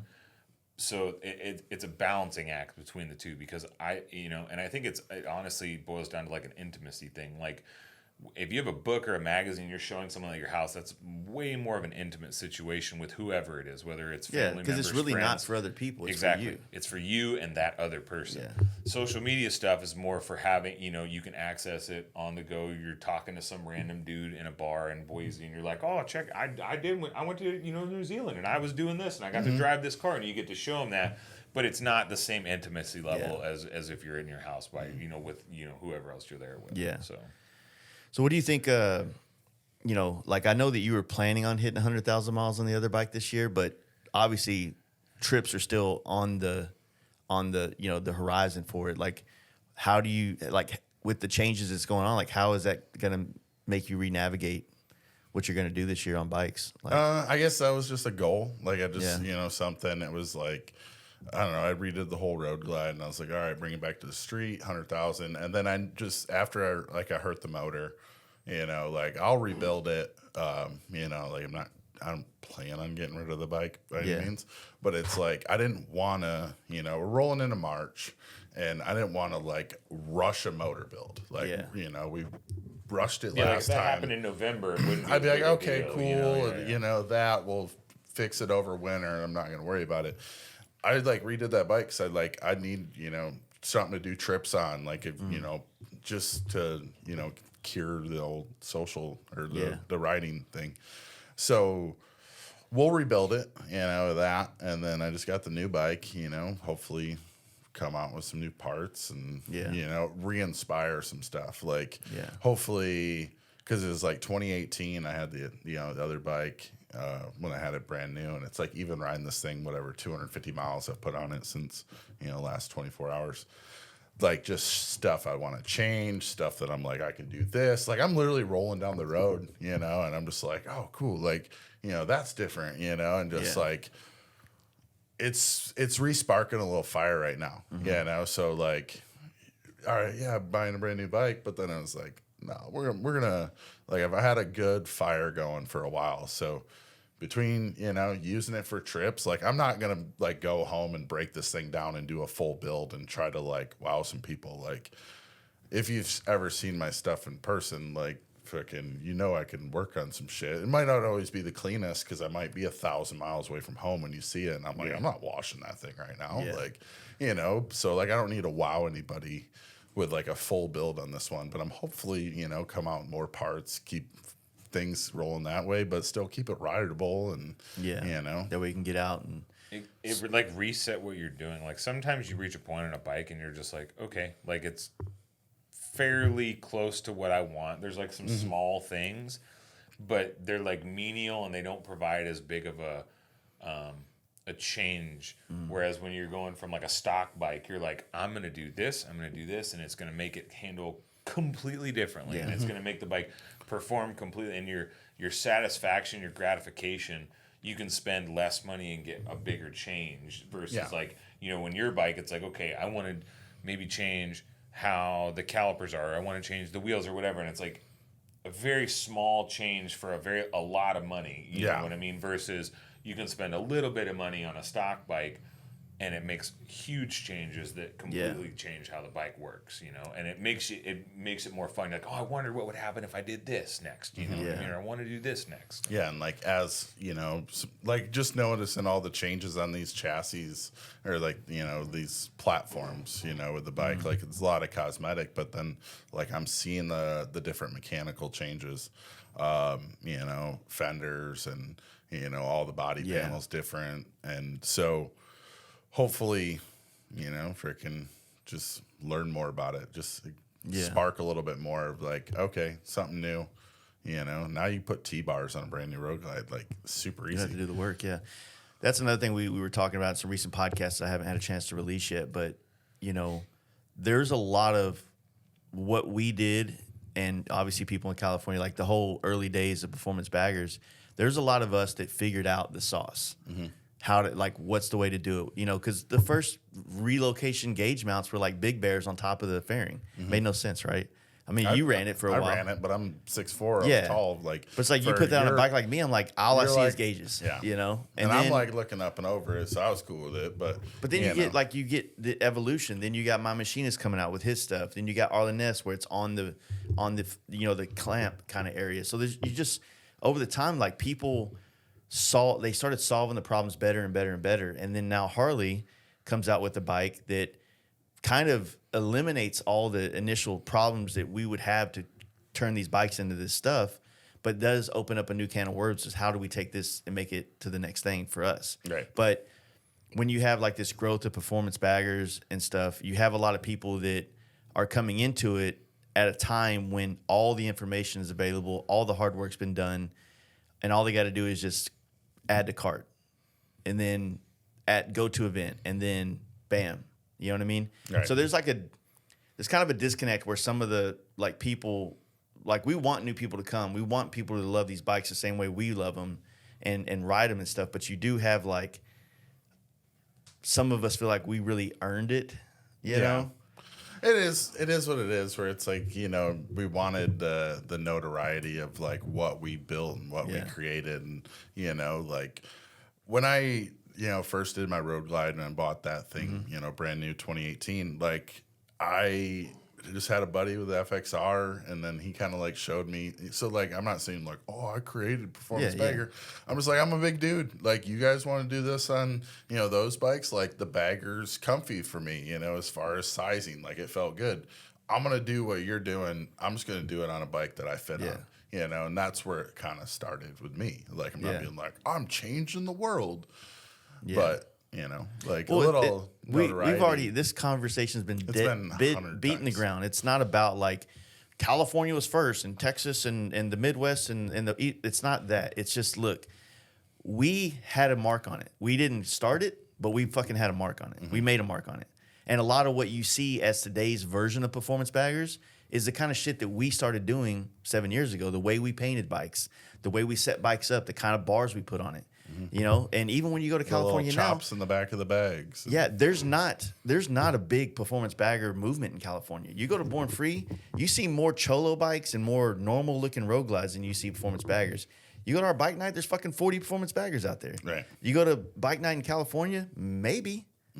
You know, maybe you'll see that many performance baggers in one spot, but they ride different out there. They want smaller bikes. They want to get into traffic. Yeah. So they're going to ride Dynas. It's just like, yo, it doesn't matter where it came from. Everything comes from Cali. Cool. But we fucking made a mark on these style of bikes. Period. Fuck with us. Yeah, like made a mark, and then as far as that, and putting it the fuck out there. Yeah. Like, you know, there might have been a person, there might be people that do things before other people, but sometimes people advertise it right. They fucking do that. Like, the amount of people that I've had come to me and say, hey, I got into performance baggers because your build thing on YouTube, like watching me do the YouTube, and, you know, the building thing, they're like, I didn't even know that this was a thing, you know, and just like, yeah, and I put it out there, like it was extra work, you know, all that, like, but it wasn't the first, you know. Yeah, well, I mean, claimed to be the first. Mark, when I first met Mark, he had a performance bagger. You know, he was on a clapped out FXR at the time, but you know, like this thing already existed. And same thing, when I was in NorCal painting bikes, I was seeing that version of performance bagger as well up there in 2014 and 15. But they had like way more of a club vibe to it. You know what I mean? That's what was really going on in Arizona and like the whole California coast. It's like, yes, there were T-bars on bikes and they were like blacked out, ripping and running. And then I think we put a little fucking, you know, icing on the cake for what they like to call us, if you will. We just took it and made it more palatable for the rest of the nation. You know what I mean? More colorful, more, you know, anodized, you know, things like that. And obviously, San Diego Custom, some of the first all-out performance baggers that were built, Danny G's old bikes, you know, that they did there. And then you got Mod Glide up in NorCal that was ripping in the fucking Street Glide early days of all this stuff. So it's like there's been a lot of people that were kind of like the first. I guess we're using social media as a reference to it, because that's how this stuff spread so fast. Right. You know, because we saw Race Glide, we saw Spatafora choppers, we saw Danny G's bikes, we saw fucking, you know, even FXR division stuff like back in then, because they had a couple things that were done up too. Curtis Hoffman, you know, like that's what it was back then. Now it's like everybody's like taking, you know, it's not, you know, something baggers like big wheels. Now it's performance and it's speed and it's all these other things. It's like they drop the choppers. They drop choppers off to turn it to baggers, and then they drop baggers to make it performance, and then, you know, maybe they're gonna drop it off and go back to choppers next. I don't know. We'll see. But you know, maybe Vehicless next. Dude, I like them. I wouldn't mind having one. I'm not trying to go wrong with a fucking cholo style bike, like fucking. Every bike serves its purpose. Yeah, I mean that's like, as long as you know. Like I had an American Iron Horse that I came up on last year, and I mean, you look at this bike and it's not my style. Like it's not like I would never be like, I want this bike. Yeah. But I rode the piss out of it, and I had so much fun because I rode it fully knowing and expecting like this bike's not gonna rip through a turn as fast as I can. Yeah. It's not gonna do all these things. But it was a ton of fun to just ride, you know. And my expectations were not, I'm taking this turn and I want to be as leaned over as far as I can and have my chin touching my fucking bars and hanging off. Like, no, I'd like rode it and putted it around. And yeah, it's a different experience. Yeah, like I love fucking motorcycles, like all ones and shapes and sizes, and like different ones that do different things for it. Like, you know, even like my Road Glide, when I rode that thing out to the Smokies last year without bags on it, you know, after I took some teeth off the Challenger belt and had to turn around and had a flat tire on it. Went out there without bags, and I'm like, all right, you know, like this is like riding like a fairing Dyna. Like I had no glove boxes because I just had like the inner fairing, and I had no bags on it. And I put a sissy bar on it and put a bag behind me, and I was like, all right, we're just gonna make this work. Yeah, you know, it's like going out doing that, and then it's like my old Road King that I had like before my road fat ride. spokes and apes. It was baby. like fat spokes, apes, and air ride. Like you pulled into a gas station, like freaking. I had that, and my buddy had badass FXR at the time, you know, and like everybody drooled over my bike versus his bike, and this is, you know, back in 2017, you know, type thing, and like, but I still loved that. Like, it was so cool just like rolling up to a gas station, like, yeah, it doesn't corner that great, but psh, and you drop it down, like, I felt cool, like, you know. And I like, got maybe more I'll compliments riding that American Iron Horse bike at fucking gas stations and wherever I parked it than I ever did on any bike that I have spent 10 times the amount of money. That's what happened with Big Will. When Big Will Cody would, before you had the lowrider, he would go ride with us. Everybody was sweat as shit. Like, everybody would talk about it. So I think that, like, you know, when I rode sport bikes a long time ago, that's what the sport bike world was like. Why would you put a fat, you know, 240 kit on the back of that? You're taking all the performance away from the bike. But for some people, it's all about the best version of that thing could ever be. And they're just kind of wired that way. And don't get me wrong, I think we all kind of chase, like, I want to have the best performing bike ever. But then you start to, like, love things that don't work well about bikes. Like, why is it that, like, you know, Triumphs and old, you know, fucking Honda CBs, why is there still a market for those? Why are people still building those bikes and customizing them? There's a different feel when you ride those bikes. You know, going on a brand new bike with fuel injection, and then go on a bike that handles and rides the same, but then it's carbureted. You know, that's a completely different bike. The way carbureted bikes feel, like it's inability. You can't describe the feeling because there is something tangible, but I don't know how to put it into words. Yeah. But when you ride an older bike, you know, whether you want to call it the soul of the bike or whatever, like you can feel something that is. And maybe it's the fact that it's not as smooth and it's not as polished and it's not as whatever, and there are imperfections in it, and all of those things create a totally different experience versus the start, go, don't blow up, don't blow up, don't blow up. You know, and it's way. I'm starting to appreciate that way more. You know. Yeah. Well, it's like it's a wave, right? You go through this wave, you know, and I've been on it. And I've been trying to find a way to articulate as well. Why do I want to ride that FXR versus that fucking CVO down there or the ST? You remember the first time we met? Yeah. I had a brand new 2016 Lowrider S, fuel injected 110, cams, chain drive, everything in the garage. And I go, I'm going to ride the 88 FXR because that's way more fun. And it's a way cooler story. You know what I mean? Than like, I jumped on my brand new bike and I went to this place and everything was fine. And I guess, you know, we've been saying this a lot too, but if you only have 2 weeks of vacation and you're trying to go do a bike trip, I understand why you'd want something that's not going to give you headaches. Yeah, 100%. And that's the other problem. I think the misconception because of the way things are worded. The chopper community is not trying to build shitty bikes just so that they can break down. Like, they're not looking to break down. I'm not trying to break down. I don't want to have problems. Yeah. What I love about it, and you just said it a while ago, it's like, these bikes do have limitations, and those limitations make me ride at a certain way that create a different experience on a bike. You know, so if there's no limitations because it can go 150 miles an hour, I can put more than what I need in the saddlebags. You know, I can listen to the radio. I have no real opposition through the wind because it's all getting blocked. Like, you want a challenge, and the challenge is to ride a bike. For me, right where I'm at, this isn't like an absolute for everybody else. It's all a different journey for people. But for me, the challenge is to do what I love the most, which is traveling the country on a motorcycle on an impractical machine. Yeah. You know, I want to do it off a sissy bar. I want to not have as many options for shit that I can take. I want to make this hard. Well, and you have to make conscious decisions. But I want the bike to not break down. Yeah. Yeah.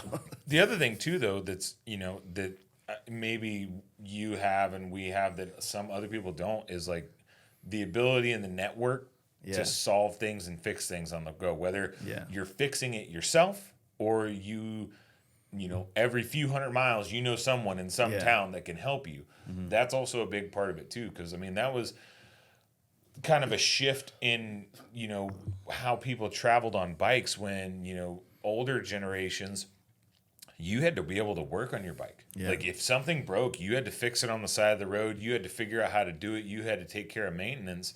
And, you know, in kind of like the maybe, you know, Evo-ish, more so the twin cam days, it became easily accessible to everyone, and there wasn't that barrier to entry of traveling on these things, which is great, and it made a ton of people get into motorcycles, and that's what pays my bills. But it also kind of left a little to be desired, because like you said, like that when it's hard and you have to work for it, it makes it makes it more valuable to you. Trying to explain that to people, they just don't get it. You know, if you haven't done it, you don't get it. Yeah, and say Born Free California is the destination for a lot of people. They're like, you don't want to do a road trip.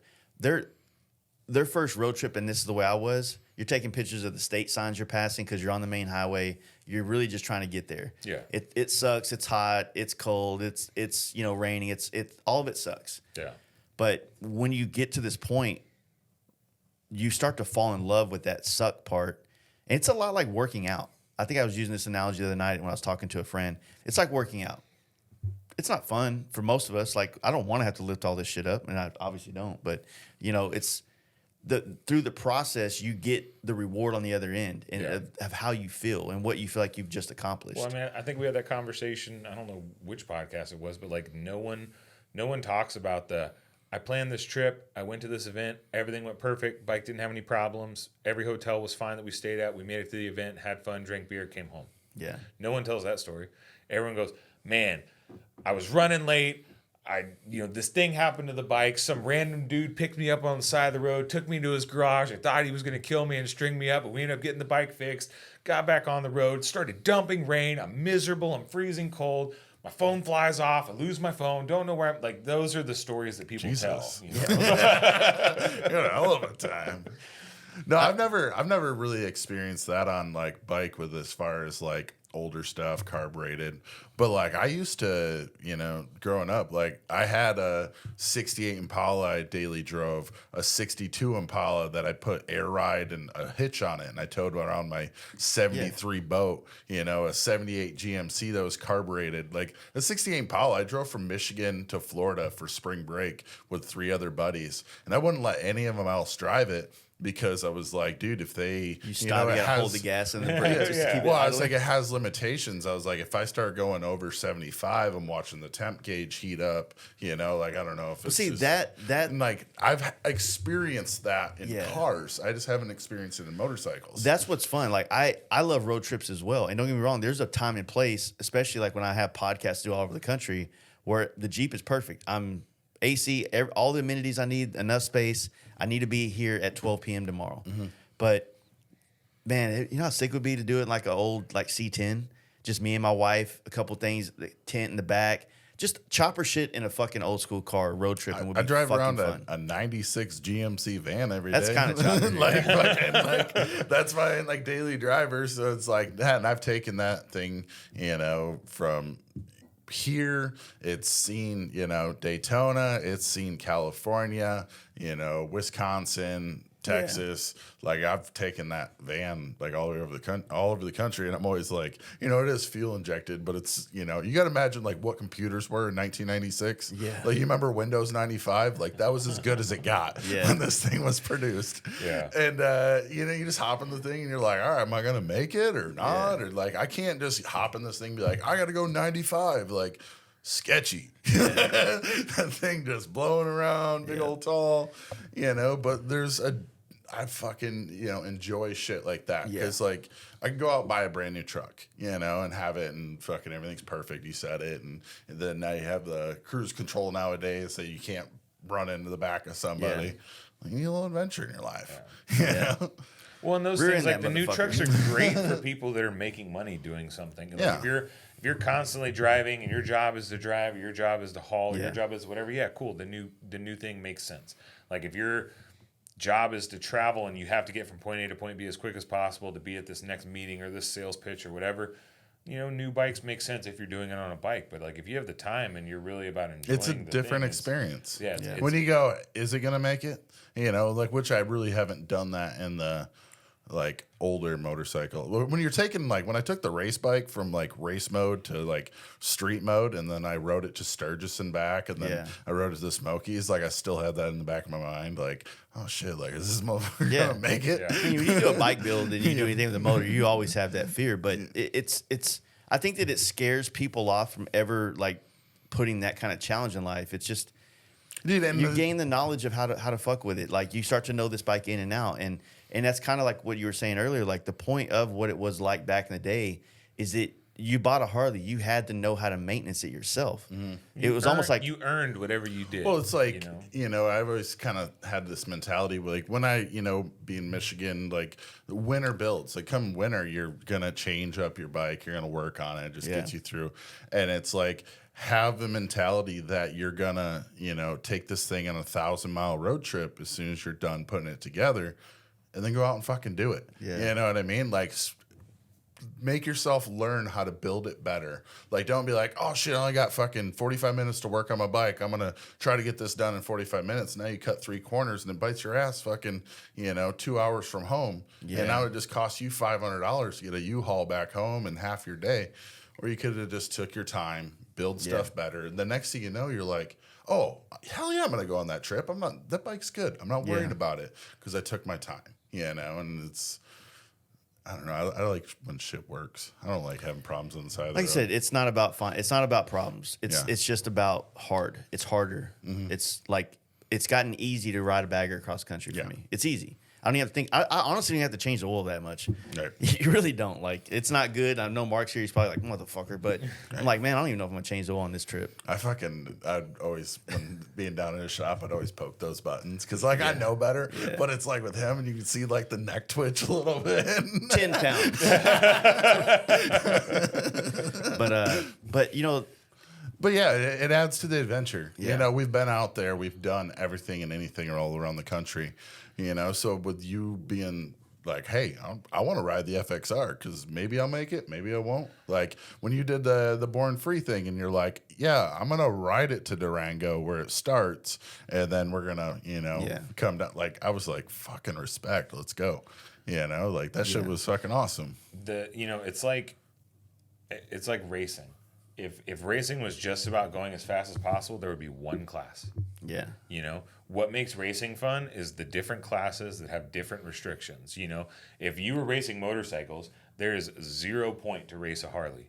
If you're just trying to get around the track in as short a time as possible, Harley is the wrong bike to do it on. Yeah. What makes it fun is the restrictions of that class that says it has to be a Harley, it has to be this size, it has to have these bags, that add added challenges that make it more difficult. Like, who can work around these restrictions that we've put on and then do it the fastest? That makes it more fun, because otherwise everything would be, even F1 has massive restrictions on their cars because that's part of what creates the fun and the racing and how they do stuff is you have to work around whatever these things are, and it has to be open wheel, and you can't have, fans sucking you down to the ground. Like, all these different things that tie into making a challenge that you have to overcome to do this thing. Yeah. And that's what makes everything fun.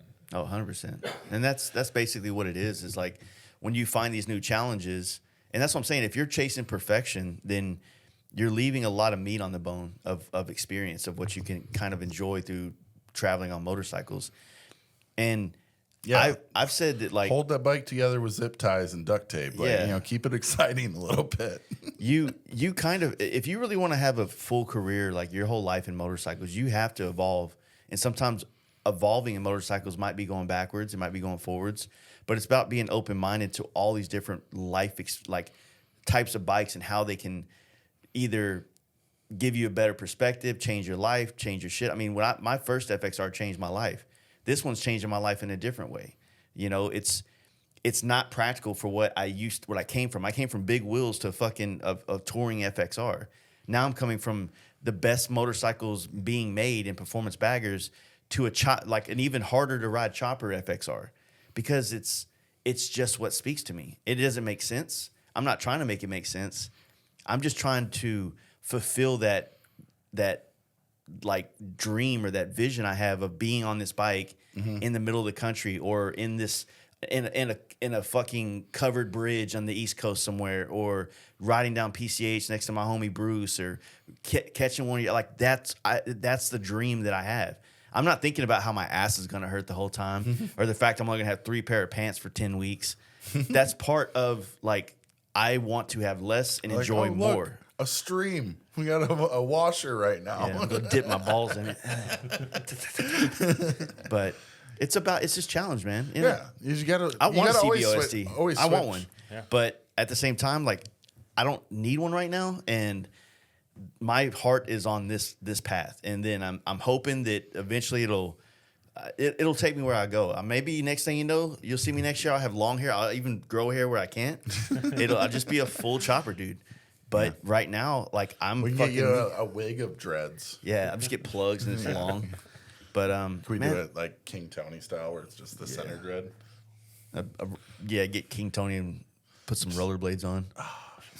But no, I mean, like I said, it's just about being like, if you're honest with yourself about why you're doing what you do on motorcycles, then I think that you can navigate through the world of like going in different areas and just experiencing it, learning from it. You know, there's a lot of things performance bagger people, dynas, all this could learn from the chopper community. And there's a lot of things that cross over for them too. It's not like it's one side is. If the goal is to have fun on motorcycles, Yeah. it doesn't matter what type of motorcycle you're on or what type of event. I mean, how many times did we go to chopper events that had nothing to do with performance bikes, but it was just about the experience and having fun and taking a trip and hanging out with your friends? Like, it doesn't have to be like, I can't go to this event because there's not a national platform that's going to have a show that's going to, post about the fact that I took my bike out here and give me the kudos. You know what I mean? Like, that's the do whatever gets your rocks off. Ride them, fucking build them. Have fun and some on people do. Some people's like the thing they enjoy is winning a show, and that's great. Yeah. Like, I really enjoy just working on bikes. Like, especially when it's like just mine and I'm in the garage and I'm like, oh shit, I want to do this. Like, I fucking love that stuff. I get like all fully immersed. Have you ever calculated how much time you have into working on your bike? Like, it is. I was sitting there thinking about that the other day. If I paid like, myself $2 an hour, dude, I was sitting there thinking about how much time I have into this stupid FXR, and I'm sitting like little things. I'm going to tweak this. I'm going to tweak that. Let me try this. Let me move this way and just do this. And I go, if someone was to pay me to do that, no one could even afford this bike. Like, it's so overly expensive. Exactly. It's insane. It's like the Road Glide that I redid this winter. Like, I put 80 hours into that thing, in like a 6-week time period. But like, I had it damn near down to the frame. Like, I notched the frame to internally wire it, like redid the whole intersection of that, like pulled the subframe off, and I don't run the bag rails underneath, and I like cut those out, smoothed out all the casting, repowder coated. But I just repowder coated it gloss black because it matched the front half of the frame. Redid all the wiring harness that goes underneath the motor. It's all shit that nobody notices, but I put a ton of time into that thing. And I was like, it'll be nice. It'll be one of those where it's like you see on, Instagram, social media, you're like, oh, cool, all right, whatever. And you see it in person, and you're like, holy shit, like, this thing's actually like super nice, super well thought out. And then I blow it up and nobody sees it. There's that. All right, well, you got to get on the road. You got to get back to work or something, some form of that. And I got to go fucking across town. So I'm so stoked we were able to get this together. Another new year, new us, in the books, and probably last time in the studio. Yeah. So there's that. We'll figure out how to keep it going. But yeah, man, I appreciate all the support over the years. This podcast really wouldn't be wherever it's been if it wasn't for your help originally, your help coming on and being who you've been. And I'm pretty famous. It's taking a village to raise you.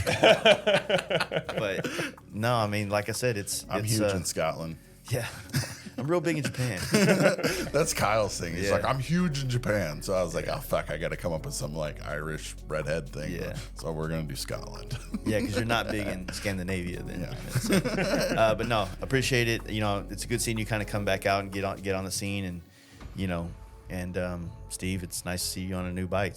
Yeah, we'll see what we can do with this one so far this summer, and some trips and some fucking just keep enjoying motorcycles. So keep on partying. All right, guys.